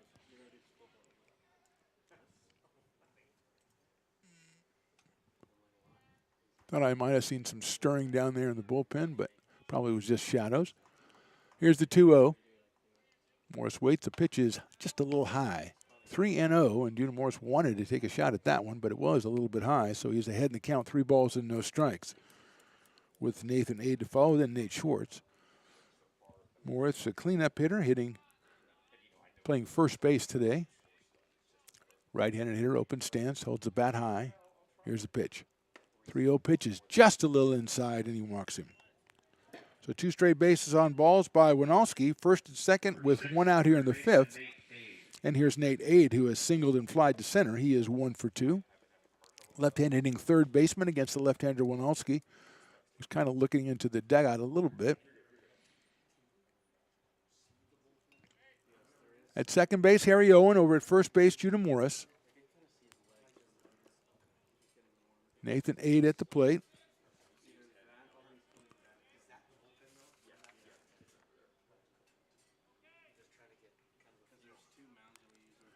Six-foot sophomore out of Davis. The first pitch, breaking ball. Did it catch the strike zone? Yes, it did. 0-1 on Nate Ade. Winalski steps off, looks at, consults his log book out there. 0-1. Got the bottom of the strike zone with that breaking ball to get the first call. Comes set, looks around. Here's the pitch. Ade takes a good-looking pitch off speed on the corner. 0-2. Nathan did not agree, but I have to tell him if he asked me, I would say it looked good. And I'm pretty impartial in these situations. Not all the time. 0-2 on Ade. Nathan came in, as we said, 286, but he had 4 for 4 yesterday, and he drove in 7, so he has been on a tear. Here's the 0-2 from Winalski. Breaking ball just a little bit high. Good take by Nathan Ade. It wasn't a bad-looking pitch, just a little high, though. 1 ball and 2 strikes. At second is Harry Owen. Over at first is Judah Morris, both on base via the walk. We're in the top of the 5th. We have 1 out. Winalski taking his time, getting a sign now from Rossi. Drake setting up on the outside corner. Here's the pitch. Breaking ball, just missed that outside corner. And that's where he wanted the ball, and Winalski put it right there. Did not get the call. 2 balls and 2 strikes now. Nate Schwartz, the DH, is on deck. Nate has a base hit today. Winalski taking his time on the mound. Wants to make sure he and Drake Rossi are on the same page. 2-2 coming to Nathan Ade. Here it is. Breaking ball inside for a ball. 3-2. The off-speed pitch just missing the batter, just missing the corner. I like to see the ump when Spokane has to do that thing where he puts up both fists, but they don't always do that anymore. There he goes. No, he did 3-2. You don't do it that way. All right, I need to speak to the Northern California Umpires Association. That can be another time, though. Here's the 3-2 pitch. Outside, ball 4. Didn't miss by much, but he missed. 3 base on balls in a row to load the bases with 1 out and Nate Schwartz at the plate. Right-handed hitting DH is hit into a fielder's choice and singled, so he is 1 for 2. Winalski trying to be very fine with Nathan Ade, and he just missed the corners, and now we're going to have a meeting at the mound. Looks like the pitching coach again. We're going to take a little bit of break. We'll step away. Right now we're in the top of the 5th. The bases are loaded. 1 out. The score right now is the Hawks 3 and the Beavers nothing. Stones Radio Networks, the home of Lincoln Potters Baseball, and now home to ARC Beavers Baseball. Find this and so much more on StonesRadioNetworks.com. Check out their YouTube channel and their Facebook channel, or shoot them an email at stonesradio@yahoo.com, or give them a call anytime, 916-367-4774. Thanks for listening.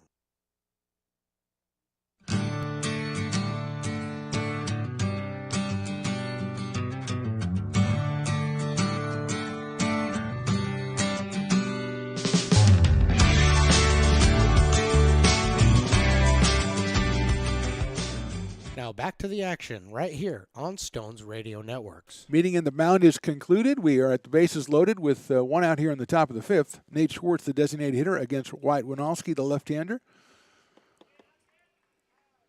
Schwartz settles in. Out of San Jose, California. He's got they list him at 6'1". I think Nate's a little taller than that. And he's all spread out, wide open stance. Winalski from the stretch. Here's the pitch.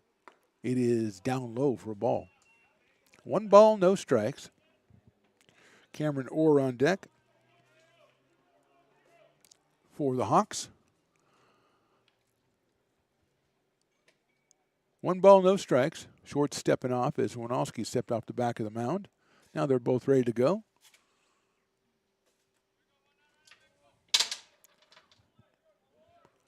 Comes set is Winalski. Here's the 1-0. Inside for a ball. Again, he's not missing by much, but he is missing. So the Hawks hitters exhibiting a little bit of patience here. They're going to make Winalski prove he can throw a strike. 2-0. Wyatt taking his time getting the sign from Drake Rossi behind the plate. He's taking an area now. He's ready to go. 2-0 pitch coming up. Swung on line to left field. That ball is fair. 1 run will score. Morris is going to score easily. Coming around is Nathan Ade. He is going to stop at third. It's a 2-run double. And it might have been a ground rule 2-run double down there and left as everybody just kind of slowed up. So Schwartz just delivers the double. 2-run score. That's Owen and Morris. Going to third is Ade. Still just 1 out. Cameron Orr is the hitter. And it is now 5-0. In favor of the Hawks. First hit of the inning. Cameron Orr has singled and scored in the second, and he struck out in the fourth, so he is 1 for 2. Came in at 281. Right fielder for Consumnes today. He's got 2 runners on. Infield is in for the Beavers. Here's the pitch. Swung on a missed off-speed pitch. 0-1.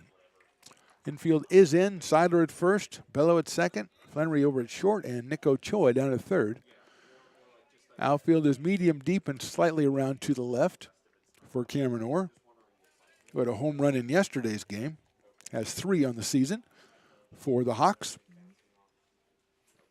Cameron out of Ponderosa High School. 0-1 from Wyatt Winalski. Here it is. Hit sharply but fouled on the third baseline. Another off-speed pitch. So it's 0-2 on Cameron Orr. 5-0, top of the fifth. Big 8 conference action in Consumnes River and the American River College Beavers. We're live from Beaver Stadium. We will be back next Tuesday for the next home game, which I believe is against Santa Rosa. They stand at 3-5 in league play. Here's the pitch. It is outside just by a bit.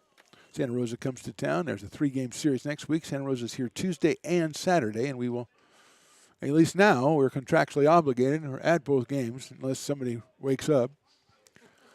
So we'll be there, and then on Thursday they'll play in Santa Rosa. So a big 3-game series for the Beavers next week. We are happy to be a part of it. Cameron Orr steps out as Winalski goes through the signs with Drake Rossi again.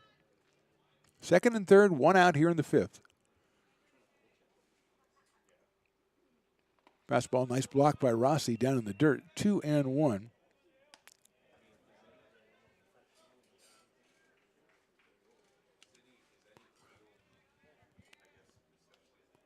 See if we get down. I think it's 2-1. It might be 2-2. The umpire does not. We're telepathically trying to signal the umpire to show us the count, and he does. 2-2. That was good work. I like an umpire who shows the count a lot, so that's good. It is 2-2. Here's the pitch. Breaking ball. Oh, man. Well, I seem to be the only one disappointed, so ball 3. 3 balls and 2 strikes. He has been missing the corners, but it looked like he got one there. 3-2 on Cameron Orr. So Lozano is on deck, the left fielder. Here's 3-2 from Winalski. Hit high in the air, but foul out to our right, out there out toward those picnic areas, potential picnic areas. 2 balls and 2 strikes. That's it's only a foul ball. The guy's taking his truck out there trying to drive and get it. It's only a foul ball, sir. You don't even get a snow cone. Well, that's okay. He's taking his truck. That's a commitment. I like that. Here's the pitch on the way. Fastball is high and outside, ball 4. So going down to first is Orr. At second is Schwartz. At third is Nathan Ade. That's the 4th walk of the inning. And here comes Nick Solozano, the left fielder who has fly to right and been hit by a pitch. So he is 0 for 1. Did score a run back in the 4th.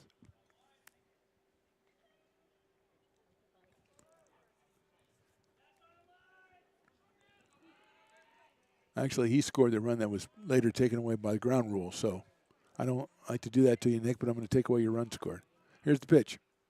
Swing and a miss. Fouled at the plate, actually, an off-speed pitch. So getting ahead in the count is Wyatt Winalski. Drake Rossi doing a yeoman's work behind the plate, giving his body up each and every pitch. Bases loaded, 1 out. We're in the 5th. It's a 5-0 score for the Hawks.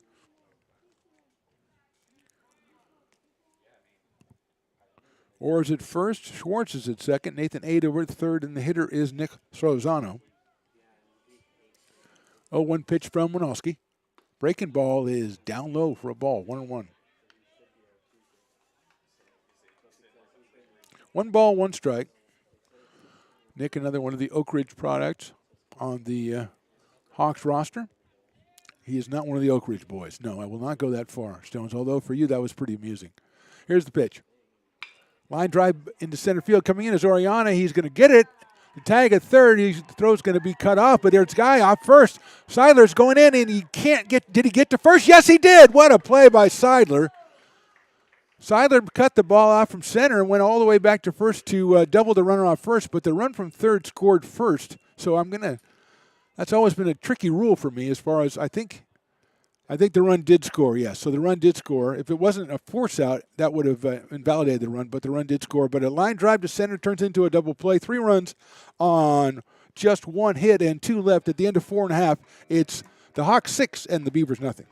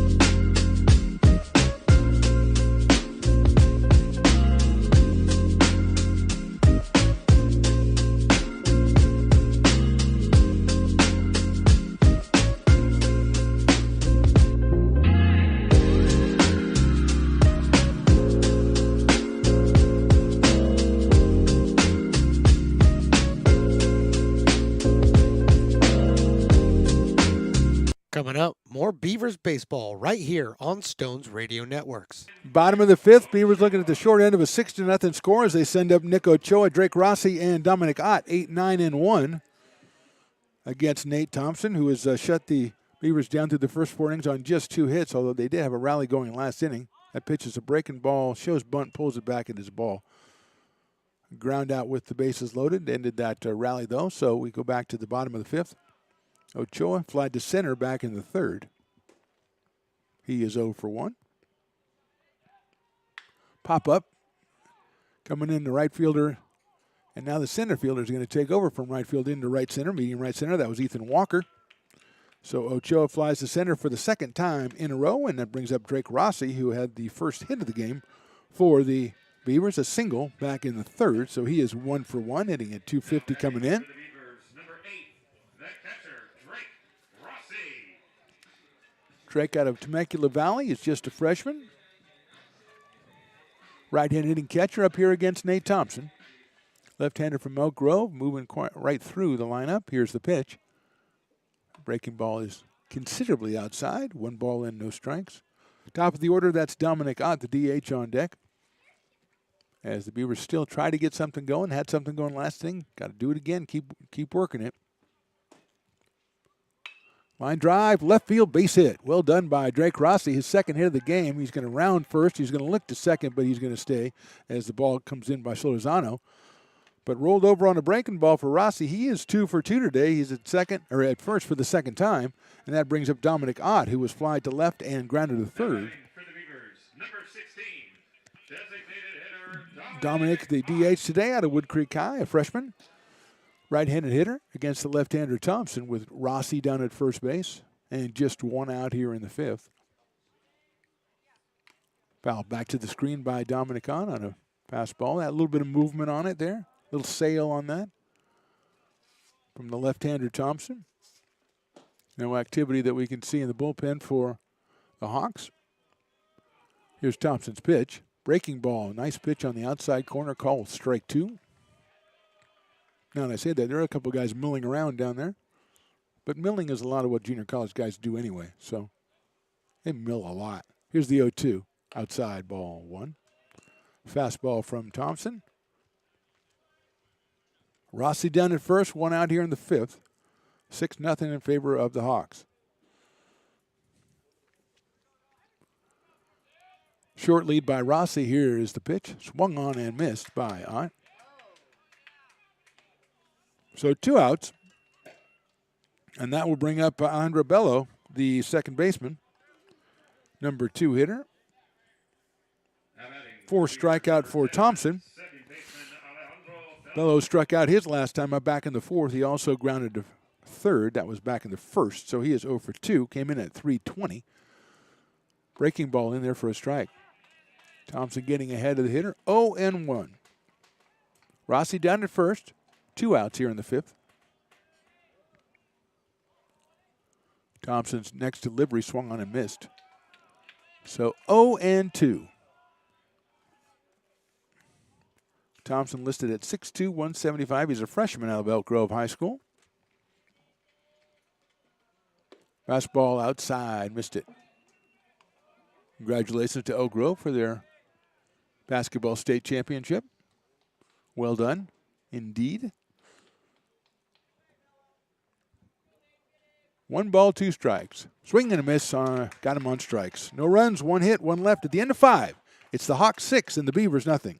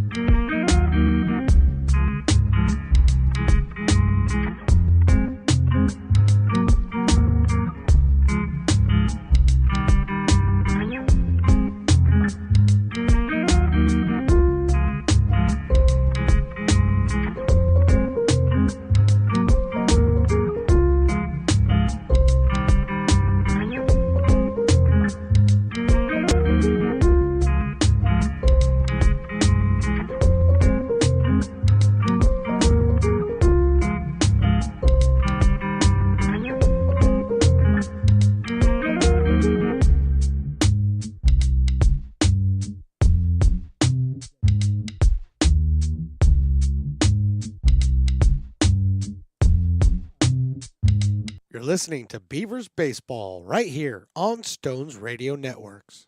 New pitcher for American River here in the top of the sixth. It's Matt Kelly, a right-hander. Freshman out of Oak Hills. He will come on in relief of Wieck Winalski, who went the first 5 innings, gave up 8 hits and 6 runs.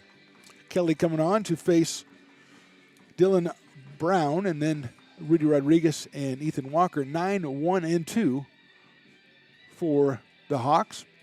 Dylan Brown has been a considerable thorn in the side of American River today with a 2-run triple and an RBI double. Actually, it wasn't an RBI double. It was going to be an RBI double, but it was ground rules, so he only got a double. But a triple and a double with 2 runs batted in. He's up here. He will be up here as soon as Matt Kelly is done with his warm-up tosses to start the top of the sixth. Next game is next Tuesday at home against Santa Rosa. We will be here for that, the Stones Radio and Broadcast Networks.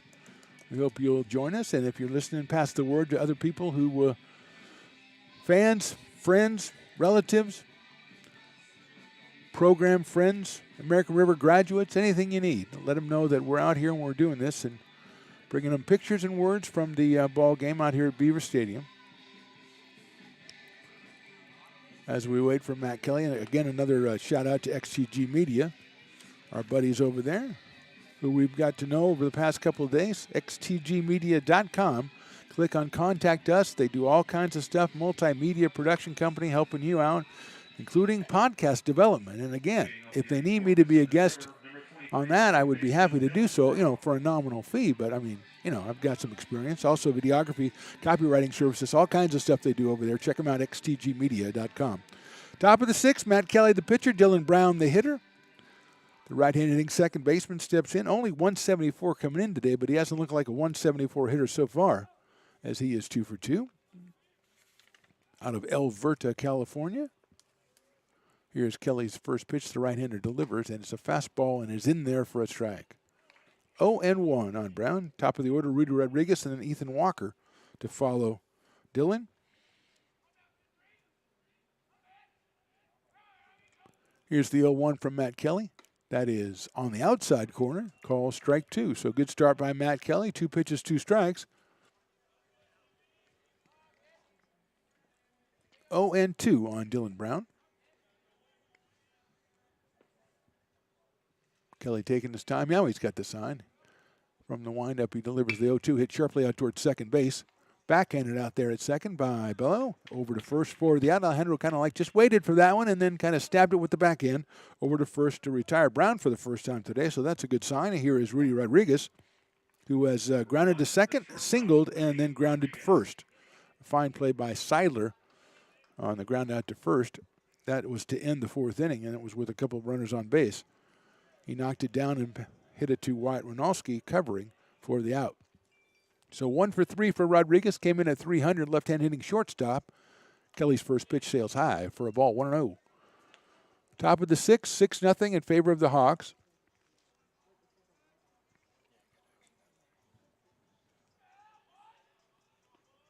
Here's Kelly's next offering. Sharply hit to left field, in for a base hit, right over the shortstop Flannery. So Rodriguez with his second hit today, first one off Matt Kelly. 1 out, 1 on, and here is Ethan Walker, the center fielder. Ethan has flied to center, and flied to left. His fly to left was probably the best hit ball we've seen today, but Grijalva ran it down right in front of the warning track out there. So Walker up here with 1 out and 1 on in the 6th. On deck, the catcher, Harry Owen, the number 3 hitter. Kelly checks first. Here's the pitch on the way. Squared a bunt down in the dirt, blocked by Rossi. 1 ball, no strikes on Ethan Walker.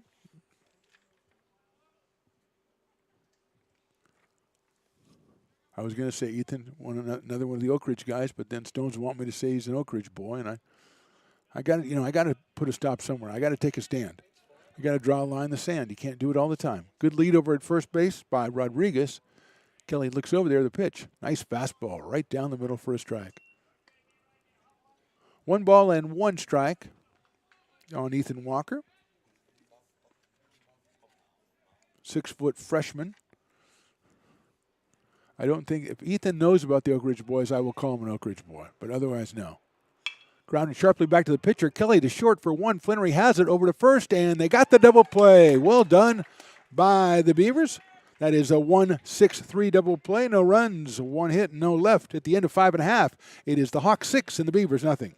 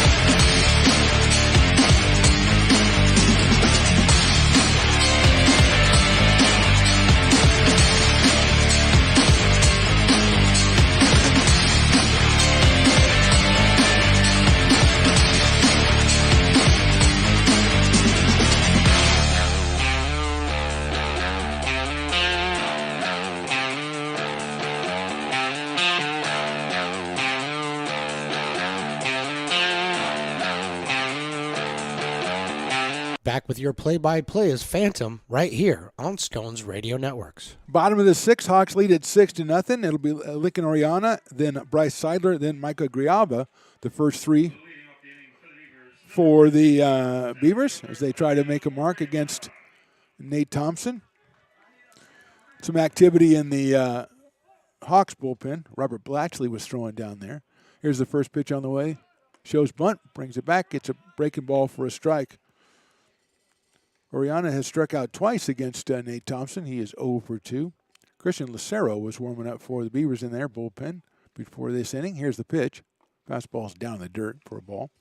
Lucero was the guy that Coach Jay mentioned to us has got himself a bunch of saves so far this season. He's out of River City High School. 1-1 coming to Lincoln Oriana. Breaking ball, did it get the outside corner? Yes, it did, according to the man in blue. So it is 1 ball and 2 strikes on Lincoln. Came in here at 324.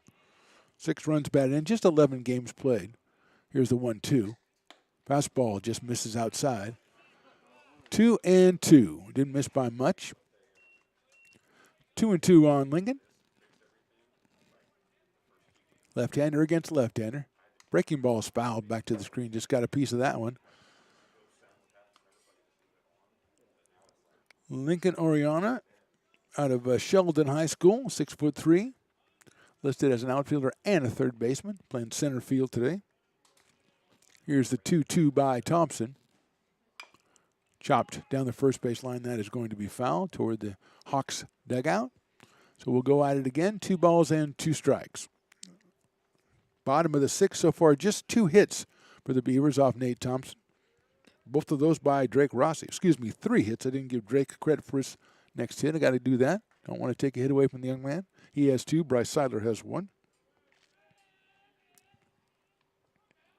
Here's the pitch. Hit sharply out towards second base. Picked up out there by Dylan Brown. Kind of throws it lazily over to first base for the out. So Lincoln is retired 4-3. Hit that one on the nose, but right at Brown at second base. And here's Bryce Seidler with Grialva on deck. Seidler is lined out on a great play by Dylan Brown in the second, and then he walked in the fourth. Inning where the Beavers had the bases loaded and could not come through. So Bryce up here hitting at a 286 clip coming into today. Breaking ball is hit down the third base line off the end of the bat, so it is a strike. 0-1.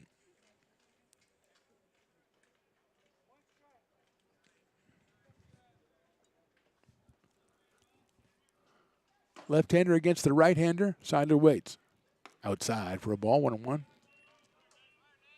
1 ball, 1 strike. We're in the bottom of the 6th. 1 out, 6-0 in favor of the Hawks. Nate Thompson has been pretty much the story of this game, just 3 hits over 5 1/3. Outside with a breaking pitch to Seidler, 2-1 to Bryce. Coming to us from Oakmont High, the sophomore stands at 6'4". Right-handed hitter with a slightly open stance, not pronounced like many of them are. Waits the 2-1 from Thompson. Inside, ball 3. Grijalva on deck. Michael with the base hits his last time up. He is the one who has the 3rd hit. He and Rossi splitting 3 hits between them. Here's the 3-1 to Seidler. Breaking ball is, I thought it was a little high, but it is called strike 2. 3 balls, 2 strikes.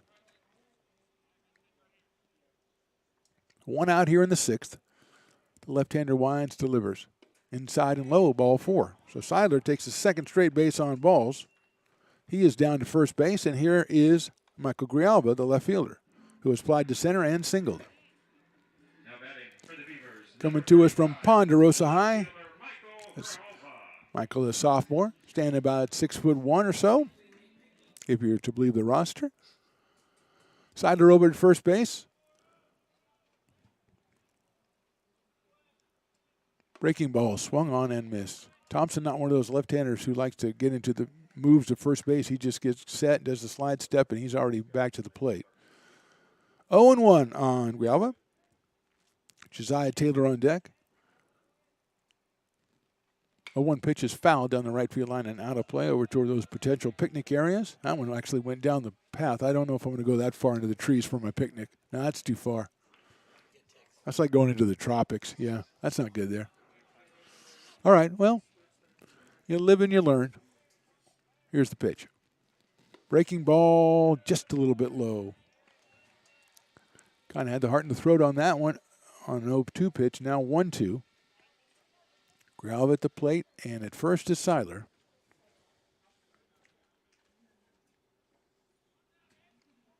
Popped up out of play right behind us. Thompson, 5 1/3 innings so far. 3 hits allowed, 3 walks allowed.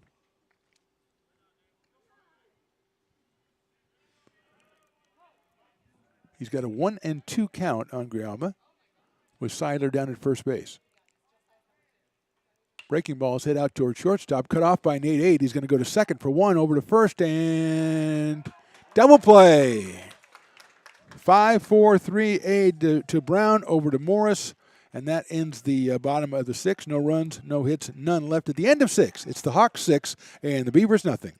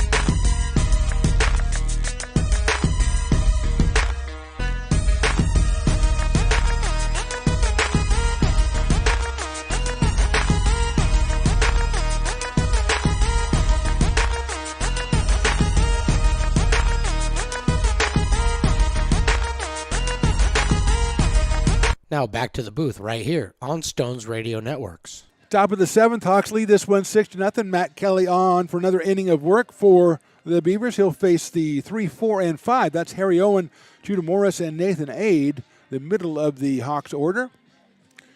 Owen has grounded out to third, hit by a pitch, and walked. So he is 0 for 1. Has a run scored in this one.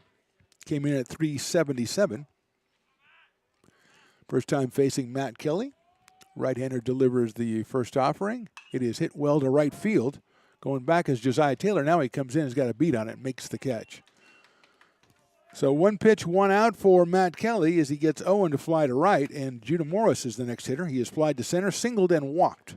So he is 1 for 2. Number 29, first baseman Judah Morris. 6'4", 235 pounds.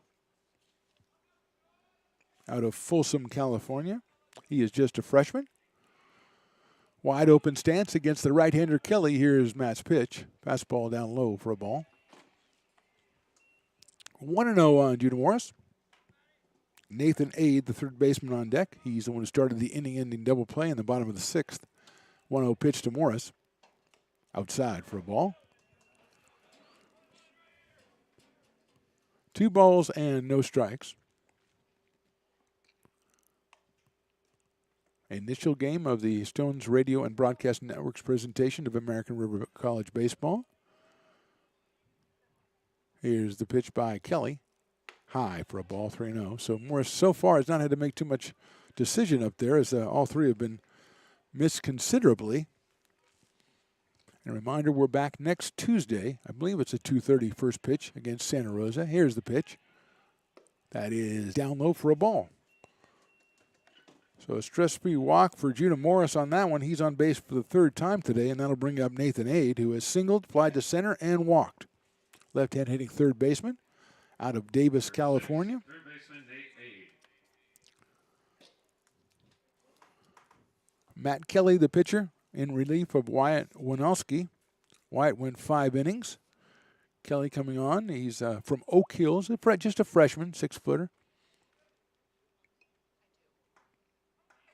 Interesting to hear Coach Jumlet talk about the different kinds of guys. I mean, junior college, you get all kinds of guys. You get freshmen eager out of high school. You get guys who have been away for a year or two and come back. And just a challenge, but probably pretty enjoyable for him to put it all together. First pitch was a strike from Kelly.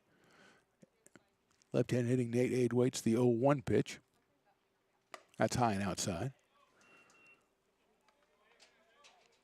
Matt a little bit deliberate with his delivery out of the stretch, but I don't know that Judah Morris is going to be taken off. Nate Schwartz on deck, the designated hitter for the Hawks.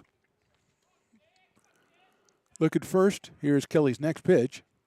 Hit high up in the air towards center field. Coming in. Diving try by Ariana. Nice play by Lincoln. Gets it back over to first base, but just a little off line. But an excellent catch in short center field by Lincoln Ariana. And robbing Nathan Ade of it would have been a cheap hit, but it would have been a hit. But Oriana all over the place. Sons McCoy usually knows exactly what's going to happen. He didn't think they were going to get to it. But he's new. I mean, he hasn't been into a game in a long time. So give him a break. Fine play by Lincoln Oriana out in center field for the second out. Here's Nate Schwartz. He is hit into a fielder's choice, singled and doubled. So he is 2 for 3. Has 2 runs batted in today. Big right-handed hitter. Kelly's pitch is fouled right back to the screen.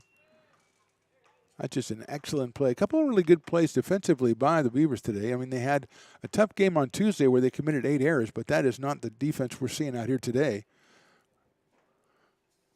Starting with catcher Drake Rossi behind the plate, stopping everything. Everybody has been pretty good out in the field.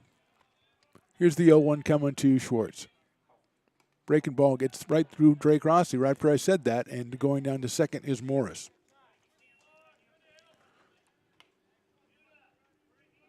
So at second base is Morris with 2 outs. It's a 1 ball, 1 strike count on Nate Schwartz.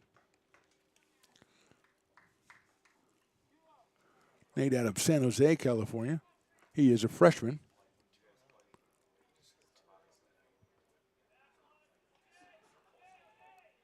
Here's the pitch. Breaking ball in there for a strike. I thought it was 1-1. Let's see what the umpire puts up as we mentally telepathy tell him to put up the fingers. 2 balls, 1 strike. Nate Schwartz didn't know either because he turned around and said, "Are you sure?" Because that's kind of important if you're the hitter. Yeah. Oh, 1 and 2. Okay. Confusion everywhere. Big lead by Morris at second. Here's the pitch by Kelly. Swing and a miss by Schwartz, and that is strike 3. So good inning from Matt Kelly, aided by a fine play from Mariana. At the end of 6.5, it's the Hawks 6 and the Beavers nothing.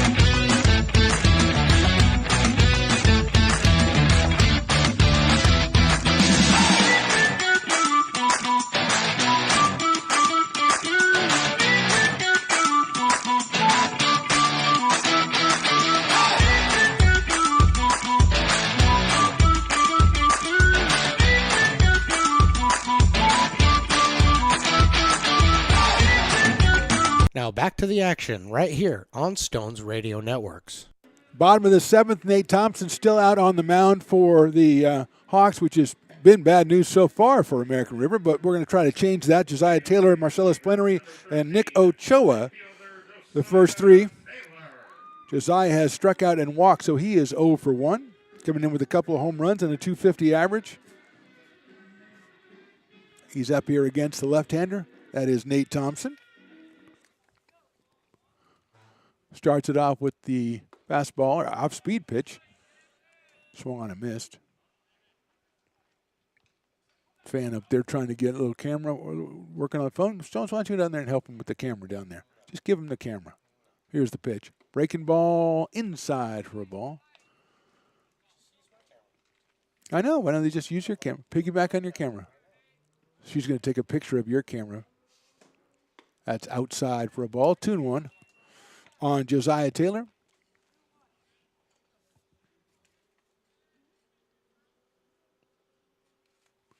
Here's the 2-1 by Thompson. Breaking ball is in there for a strike. 2-2.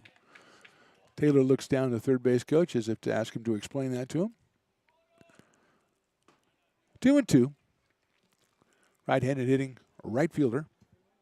Wearing number 13. That's down in the dirt, ball 3. 3-2. Some activity in the Hawks bullpen. As we speculated, Thompson has to be somewhere around 85 or 90 pitches. He's been very, very effective so far here today through the first 6. Here's the 3-2. Breaking ball's fouled at the plate.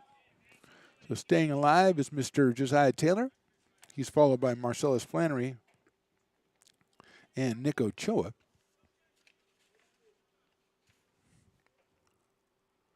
Here's the 3-2 pitch. Popped up left side. Left fielder moving over to Solizano. He looks like he is still in there and makes the catch in fair territory down in the part we can't see because there's too many fences in the way. But Taylor flies to left. Here's Marcellus Plenary. He is grounded to the third and grounded to short, so he is 0 for 2 in this one. The Beavers shortstop. Nick Ochoa on deck. 1 out here in the bottom of the 7th.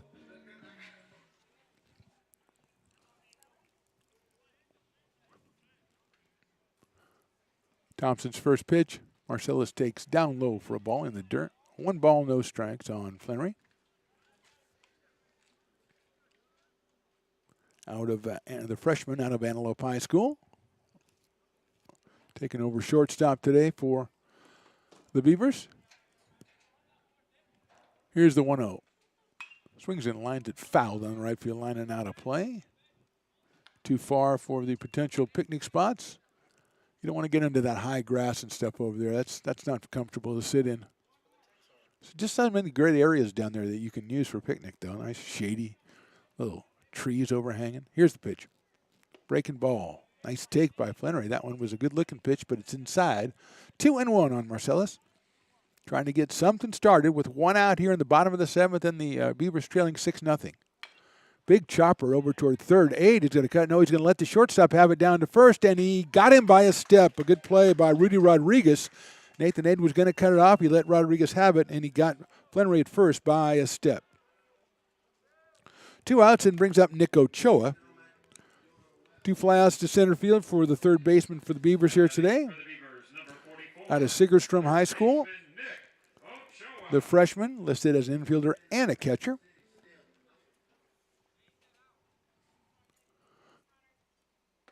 Fastball inside corner, call strike. 0-1 on Nick Ochoa. Coming in at 254. 0 for 2 so far today. Breaking ball swung on and missed. 0-2. Quickly ahead of Ochoa. Trying to keep alive for Drake Rossi, who's the only guy who's been able really to solve Nate Thompson today. He is 2 for 2. Here's the 0-2. Inside, might have hit him. It did. He's going to go down to first base, hit him in the leg. Nick doesn't seem too worse for wear, so he's going to go down to first base and let Drake Rossi get up to the plate. Drake has to take off his shin guards. Wasn't sure he'd be making an appearance this inning, but there he is nonetheless. Singled in the third, singled in the fifth. Come out of Temecula Valley. The freshman stands at 6'1". And he's up here with 2 outs and 1 on in the bottom of the 7th.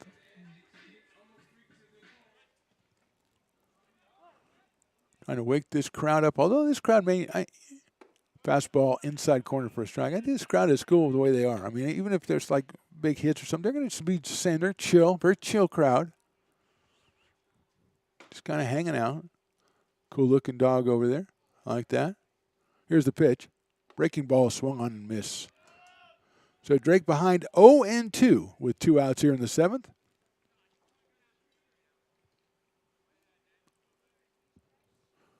Ochoa over at first.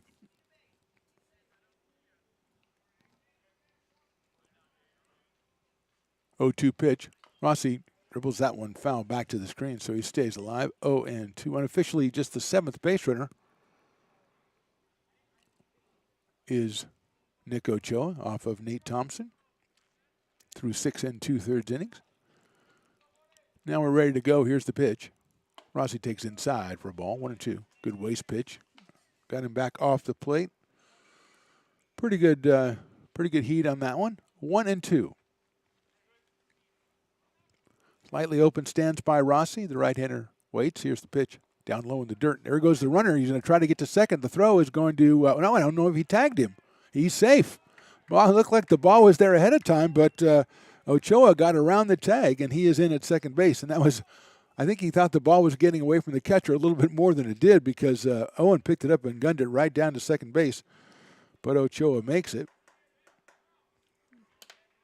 And for his artful dodging, I'm giving him a stolen base on that. 2-2. Here's the pitch. Swing and a miss. He got him on strikes. No runs, no hits, 1 left at the end of 7. It's the Hawks 6 and the Beavers nothing.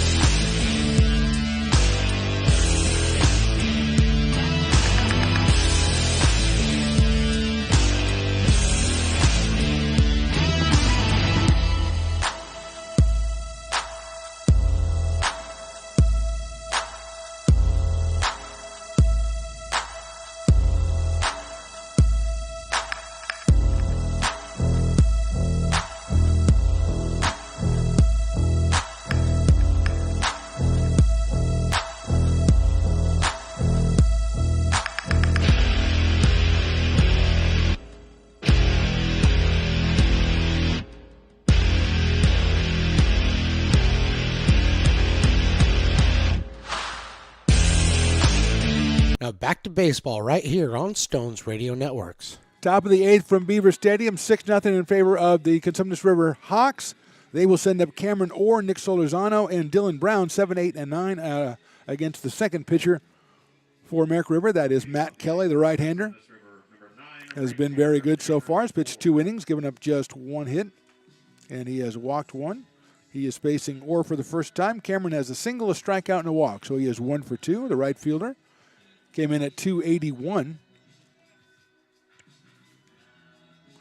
Went out of Ponderosa High School, and again, the umpire tells it, if you turn down Billy Idol, I mean, that's eyes without a face. Come on.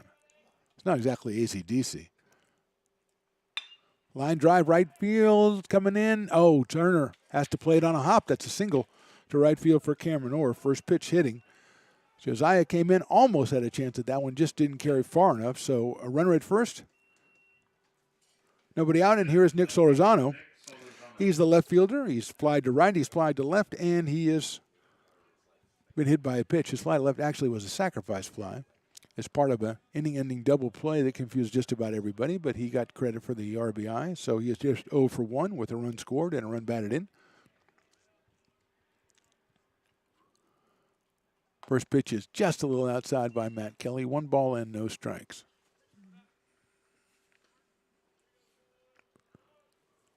Lozano is listed as a catcher, but he's playing left field today. He has a home run and 10 batted in, including 4 in yesterday's win for the Hawks. Left-handed hitter against the right-hander, Matt Kelly. Short lead at first by Cameron Orr. Here's the pitch.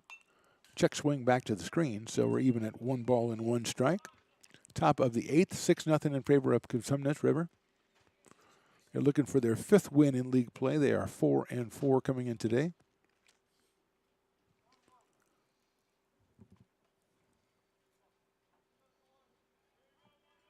Kelly comes set, looks over at first base.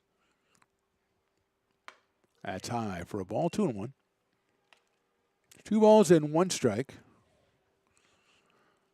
Tuesday and Thursday, the Hawks took 10-5 on Tuesday, 26-6 yesterday.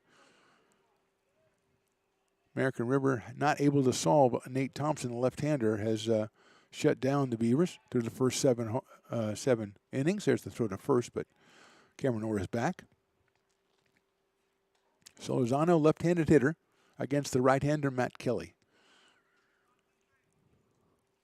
Defensively, the outfield is pretty deep, except for in left field. Oriana very deep in center.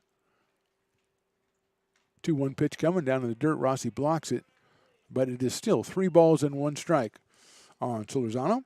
Dylan Brown, the number 9 hitter on deck. He is a triple and double today. A couple runs batted in for Dylan. From the 9 hole.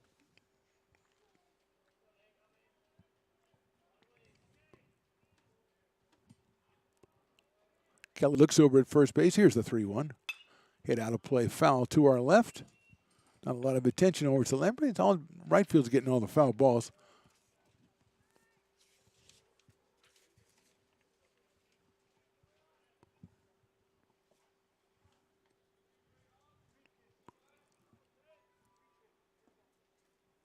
Kelly taking his time, getting the sign, looks in.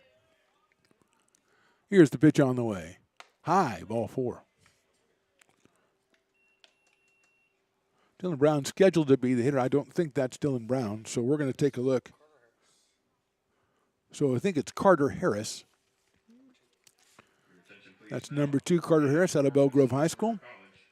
Number 2, Carter Harris. So Harris hitting for Dylan Brown here in the 8th. He's got 2 on and nobody out. Carter's a freshman out of Belle Grove High School. Left-handed hitter against the right-hander, Kelly. Ochoa even with the bag at third. Seidler is even with the bag at first as well.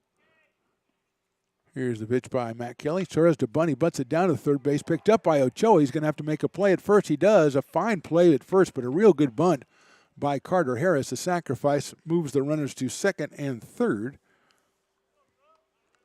Good play by Ochoa. Good play by everybody involved. But the result is runners at second and third, just 1 out, and Rudy Rodriguez coming to the plate. Rudy has a couple of singles today and has grounded out twice, so he is 2 for 4 and an RBI. Singled in the second, singled in the sixth. American River bringing the infield in again on the edge of the grass with runners at second and third and just one out here in the eighth.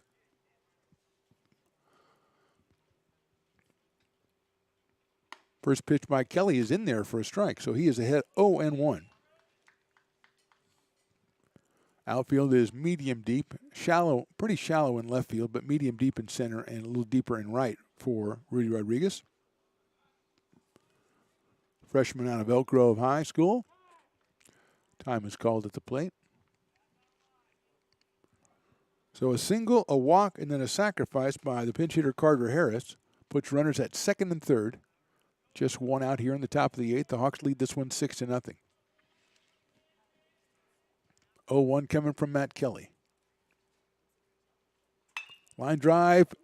What a play. What a play by Marcellus Flannery. A diving catch. Usually when you bring guys in, you can't get to line drives, but Marcellus just saved 2 runs right there with a diving leap, if that's even possible. A leaping dive, exactly. Physically, that's much better. A brilliant play, whatever it was. Saved 2 runs, and now everybody can go back to where they were. And for Ethan Walker.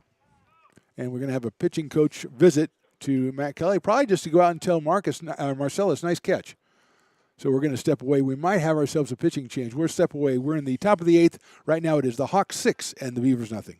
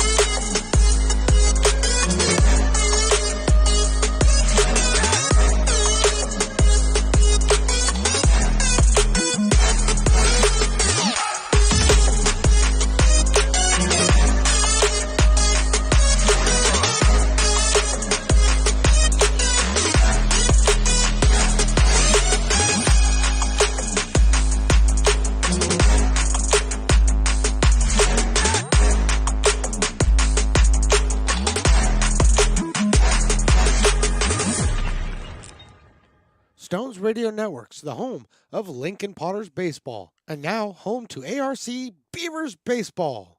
Find this and so much more on StonesRadioNetworks.com.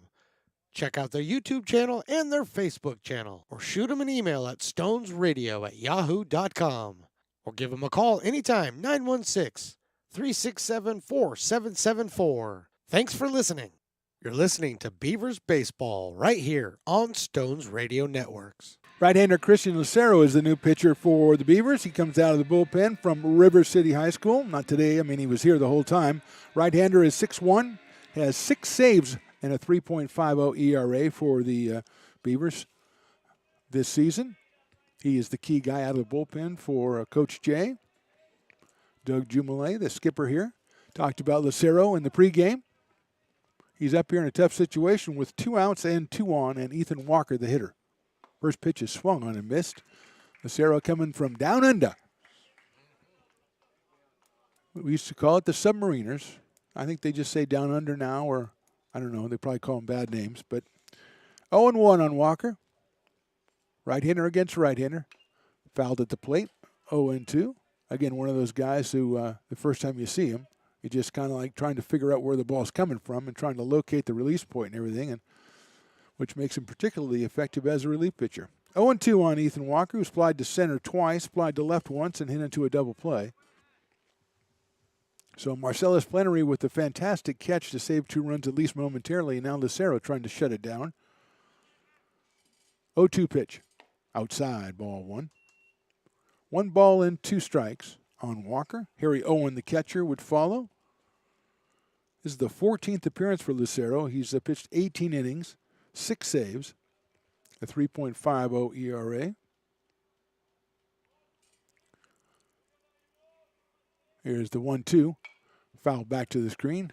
Over by the on-deck circle. Harry Owen taking a little duck on that one. He didn't care for that at all. When you got a guy releasing the ball where he releases it from the spin, it's crazy when it comes off the bat. 1-2 on Ethan Walker.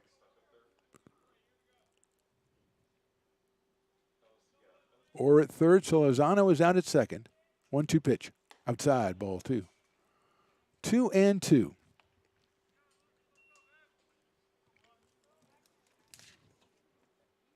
3 in the second and 3 in the fifth for the Hawks. That's all the scoring so far in this ball game. Lucero's trying to keep it that way. Out of the pen in relief of Matt Kelly, who went 2 2/3 innings. Here's the 2-2. Grounded out very weakly off the glove of the pitcher. I don't think he's going to be able to make a play. It's an infield single, and a runner is going to score. Walker didn't hit it very hard, but he hit it in the perfect spot. Lucero reached out for it, couldn't get there. Number 14, the catcher, Harry Owen. Moving over to third base is Lozano. So first and third, 2 outs, 7-0 in favor of the Hawks.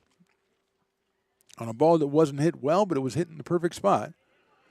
If it had gotten by Lucero, I don't know that Flannery would have been able to come in and get him because it was hit so slowly. So it was a do-or-die play. Unfortunately for the Beavers, we couldn't make it, and here's Harry Owen. Hit by a pitch, grounded out, walked, and flied out. Runner's going. Rossi throws down to third, and just to keep the runner close. Nice play by Nick Ochoa, and a slightly high throw down there.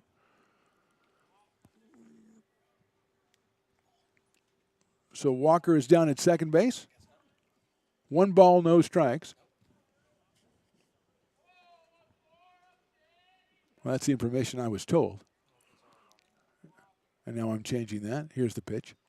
Hit high in the air towards center field. Oriano moving over to left center. Coming in now. On the run, makes the catch. So 1 run on 2 hits and 2 left at the end of 7.5. It is the Hawks 7 and the Beavers nothing.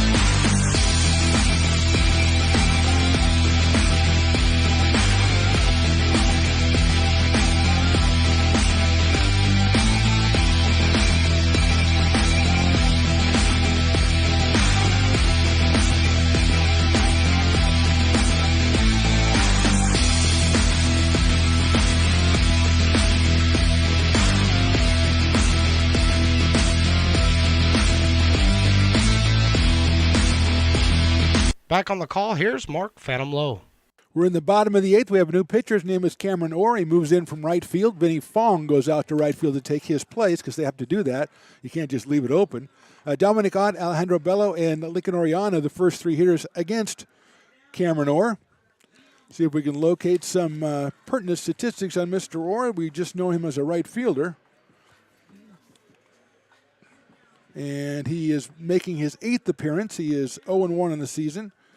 ERA in 8.8, 11 innings pitched, 15 hits, and 10 strikeouts. So he is in here in relief of Nate Thompson, who was pretty spectacular through the first 7 innings, giving up just the 3 hits and no runs. Now Christoph Swanson, the pinch hitter coming in out of Del Oro High School. He'll be batting for Ott.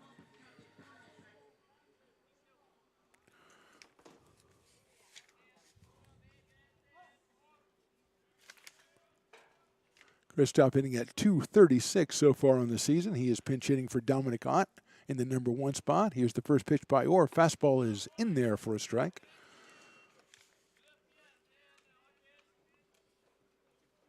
Swanson with 5 runs batted in. This is his 19th game, 19th appearance. Right-handed hitting catcher, as we said, out of Del Oro High School. Up here against Cameron Orr. The right-hander delivers.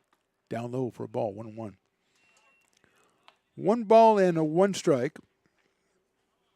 So unofficially, just 3 hits allowed by Nate Thompson over his 7 innings. 1 rally for the Beavers. Next pitch is swung and a missed off speed. Beavers had the bases loaded in the 4th, but a ground ball couldn't deliver the runs. 1 ball, 2 strikes. Fastball is outside and low. Cameron Orr with the visible or audible grunt on that one. Kind of maybe overthrown it a little bit. 2 balls, 2 strikes.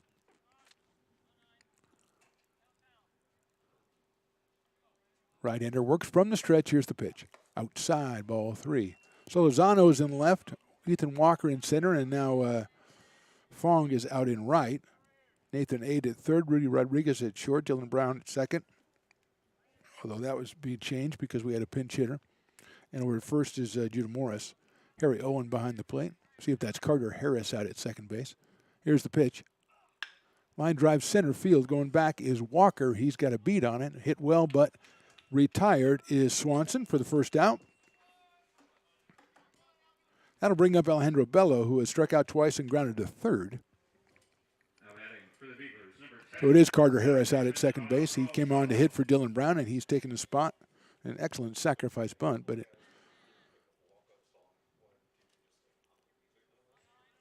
so Harris is out at second base now. Judah Morris is still over there at first. And here's Bello.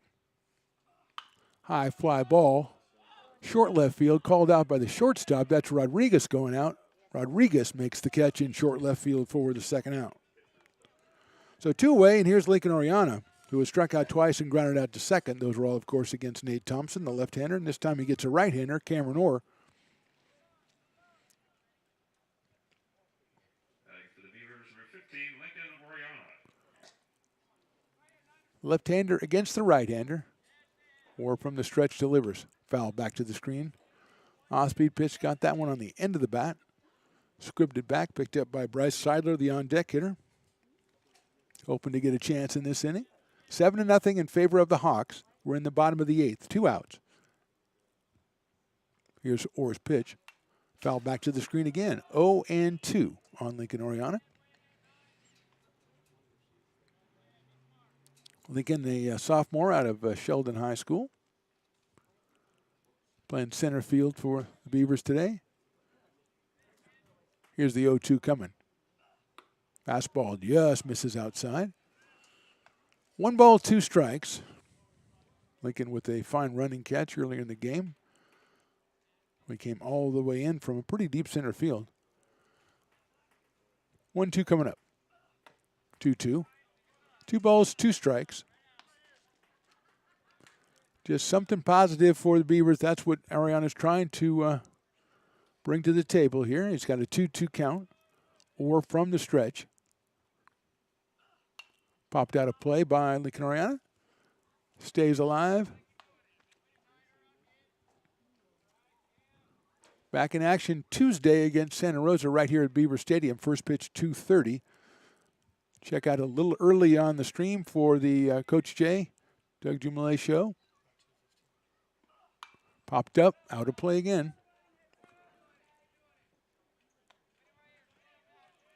That'll get you ready for the action as the Beavers take on Santa Rosa Tuesday, and then they take them on again at home on Saturday.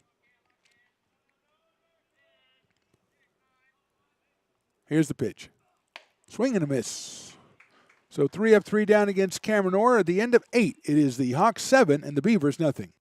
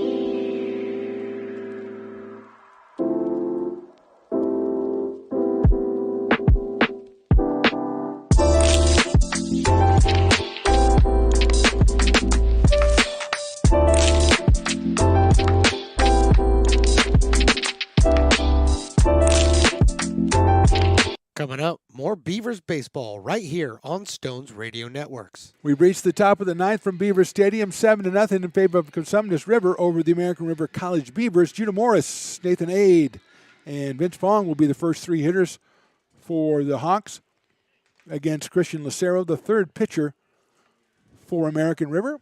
The Submariner is going to face Judah Morris, who has flied to center, singled, and walked twice. So he's been on base 3 times. Here's the first pitch. It is on the outside corner for a strike. 0-1. Morris out of Folsom, California. 6'4", 235 against Lucero. Here's Christian's next delivery. It's fouled to the plate by Morris, who's probably happy to get a chance to swing after 2 straight walks. Get a chance to take his cuts. Nathan Ade on deck.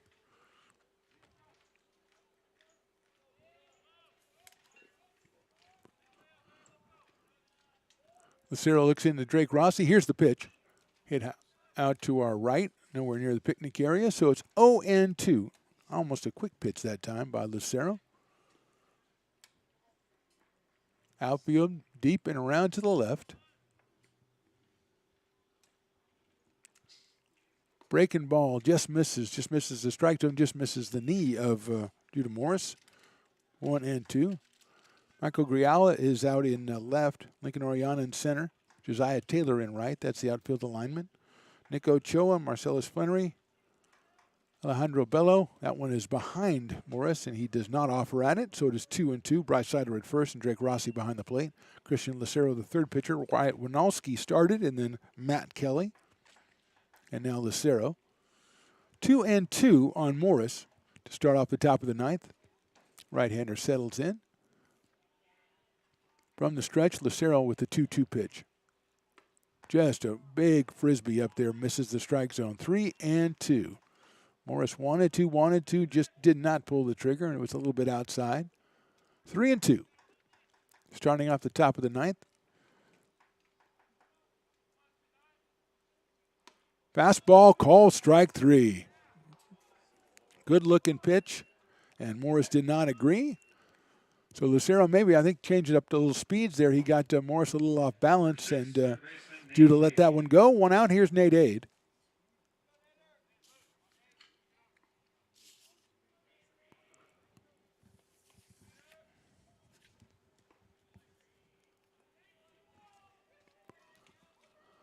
Right-hander Lucero against the left-hander Nate Ade. Here's the pitch. Fastball high. Nate has singled, flied to center, walked, and flied to center again. So he is 1 for 3, has scored a run. Came in at 286. Had the big day yesterday with a home run and 4 hits. That's fouled out of play to our left. So it's 1-1 on Nate Ade out of Davis, California.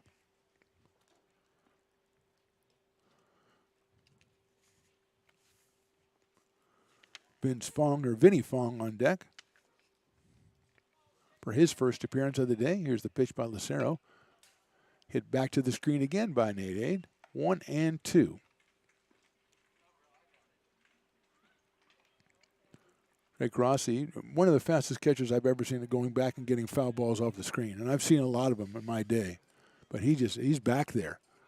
You know, the on-deck hitter goes to get it. He doesn't care. He just goes and gets it. 1-2 pitch. Hit sharply on the ground to shortstop. Flannery comes in, takes his time over to first, got him by a step. Play by Marcellus. 2 outs, and here is Vinny Fong for his first appearance. He came out in right field as Cameron Orr moved in on the pitcher's mound. Vinny out of Elk Grove, California, but Franklin High School. He is a freshman. Stands at 6'1", hitting from the left side. He's up here with 2 outs in the top of the ninth, and his Hawks leading at 7-0.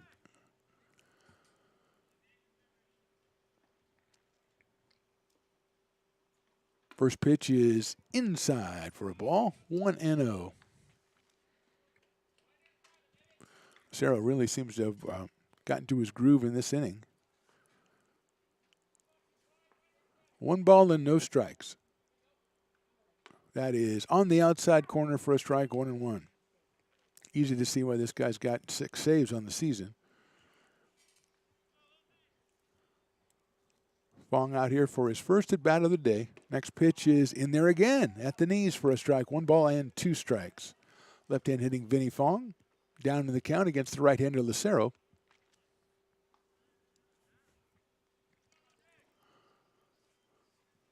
From the stretch, here's the 1-2. That's high. 2-2. Checking the lineup for the Beavers. We've got Bryce Seidler and Michael Grahara and Josiah Taylor. Gralva, Taylor, and Seidler. The first 3 hitters scheduled in the bottom of the ninth. Swing on a grounder down to first base. Big hop for Seidler. He's going to take it himself, steps on first. So good job by Lucero in the ninth. At the end of 8.5, it's the Hawks 7 and the Beavers nothing.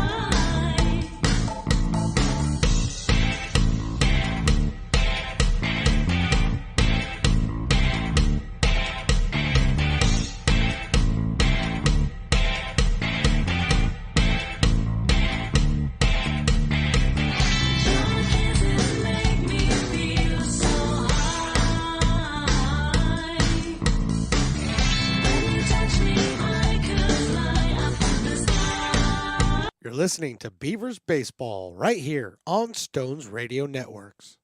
Bryce Seidler, Michael Grialva, and Josiah Taylor are the last 3 for the Beavers here in the first 3 in the top of the bottom of the ninth. We're hoping they're not the last 3, but that's who they're pinning their hopes on. Bryce Seidler has a couple of walks, and he's lined out, so he's 0 for 1. Cameron Orr on working his second inning for the Hawks. He relieved Nate Thompson, who did a tremendous job over 7 innings, just 3 hits allowed. And no runs, obviously. So here comes Seidler. Right-hander against right-hander. Fouled out of play to our right, so it's 0-1 on Bryce Seidler. 6'4" sophomore out of Oakmont High School in Roseville, California. Or working from the stretch. Fastball is on the outside corner for a strike, 0-2. Seidler, Grialva, and Taylor, 4, 5, and 6. Setting up way outside is Harry Owen behind the plate. Here's the pitch. And it is outside and low. 1 ball, 2 strikes. Hawks looking to go 5-4 in conference play with a win here.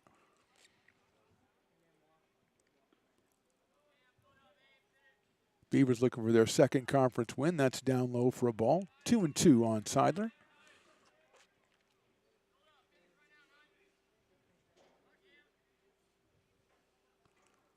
Cameron Orr comes set.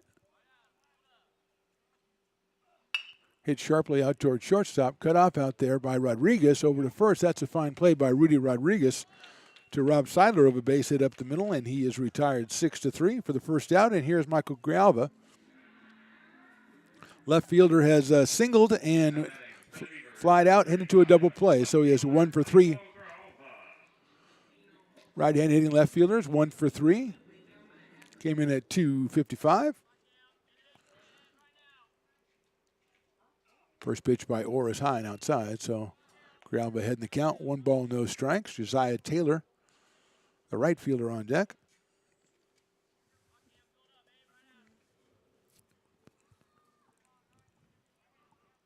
One ball, no strikes. Here's Orr. Hit well out into left field. Coming on in now is Solorzano, and he makes the catch. So that one held up just a little bit too much for Grijalva. 2 outs, and that'll bring up Josiah Taylor. Josiah struck out, walked, and flied to left. 1 for 2. 0 for 2. Has reached base once with a walk back in the 4th inning. The inning that the Beavers had the bases loaded with 2 outs but could not score. Here's Orr's first pitch. Swing on a missed.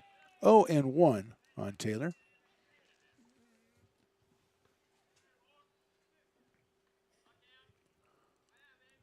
Orr works from the stretch and works quickly. Here's the 0-1 pitch.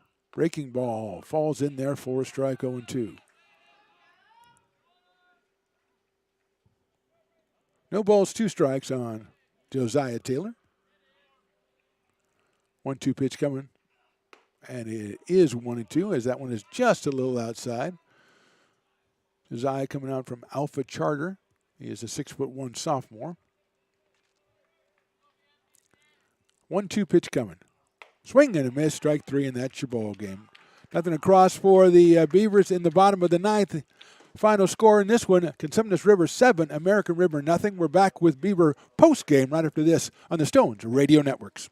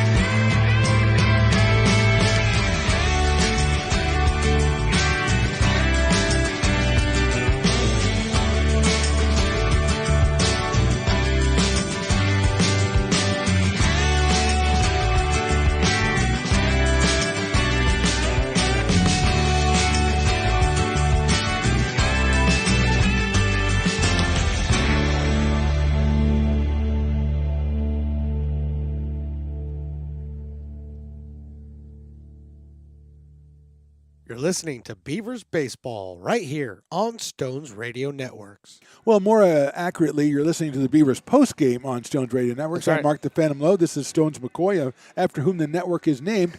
And we just witnessed our first ball game American Good River game. falling to Consumnes River College 7-0. Basically, the story of this game was Nate Thompson. Oh, yeah. The left-hander out of Elk Grove came out and threw 7 innings, 3 hits. I believe he allowed 7 base runners in total. He was in trouble one time and got out of that one with a ground ball to shortstop back in the 4th with the bases loaded. And basically, he was the guy that set the tone for this game. So no shame in losing to a guy who pitches a great game. I thought that there were some positives for the Beavers, though. Oh, there absolutely was. I mean, I think you had a really nice performance, and again, this is our first game out here, but a really nice performance by Drake Rossi. Obviously, you know, he had the 2 hits, but more importantly, behind the dish, he was really solid. And in a game like this really could have gotten away from the Beavers had he not been able to block the balls that he was able to block and really command the pitches from behind the plate. Yeah, as you mentioned, Stones, it's our first game. And so we were just following this week through the stats, and this is the Beaver team that made 8 errors on Tuesday and lost a 10-5 affair, and that did not look like the team that we saw out there today defensively. Now, they were overmatched at the plate. Give credit to Nate Thompson. Obviously, you want to do better. Of course. But you give credit to the pitcher. And I thought when Oski pitched, I mean, the numbers don't really bear it out, but I thought he pitched pretty well. And in spots, I thought he was very effective. Yes. And then Kelly came in and looked good, and so did Lucero. So I think a lot of positives out there. You didn't get runs, but you looked well defensively. You got some good innings from some guys. So, I mean, you don't lose a game, but I saw some things that I liked. Every once in a while, you come up against a pitcher you just can't figure out the first time around. And, this may have been that situation. I think they've got a nice video to look at now and really be able to hone in on some things. And I think next time they face this guy, I think it'll be a different story. Yeah, well, and the next time they just had to get out in the field on Tuesday against Santa Rosa, get a couple of base hits and move a couple of guys around because, like I say, if your defense is playing well and you got guys throwing some good innings out there, that's the recipe you want. You just got to add the hitting. So we're back here on Tuesday. This is our first game. We were very happy to be out here. Bunch of great people out here. Love everybody. Even guys were even nice to me. And usually that doesn't happen. And maybe that's the air I put on. I don't know. But anyway, we had a great time out here. We thank Steve and everybody for having us out here. We're back out here Tuesday, 2:30 first pitch. Right before the 2:30 first pitch, we've got the Coach's Corner with Coach Jay. Right about 2:15. 2:15, we'll go on the air, and then we'll have the Coach's Corner and bring in the ball game against the Santa Rosa Bear Cubs as American River looking for their second win of the conference season. Thanks for having us out here, American River. We really enjoyed it. We hope you enjoyed watching it. We hope you tell people, hey, anybody that's affiliated with it, the families, the friends, the fans, anybody, the graduates, check it out because we're trying to give a new look to an American River Junior College program that they're really eager to expand the brand and show people what's going on here. So we're happy to be a part of that. We thank you for listening. We thank you for checking us out. Again, final score today, Consumnes wins this one 7-0. We're back on Tuesday at 2:30. We'll see you then. Stones Radio Networks, the home of Lincoln Potters Baseball, and now home to ARC Beavers Baseball. Find this and so much more on StonesRadioNetworks.com. Check out their YouTube channel and their Facebook channel, or shoot them an email at stonesradio@yahoo.com, or give them a call anytime, 916-367-4774. Thanks for listening.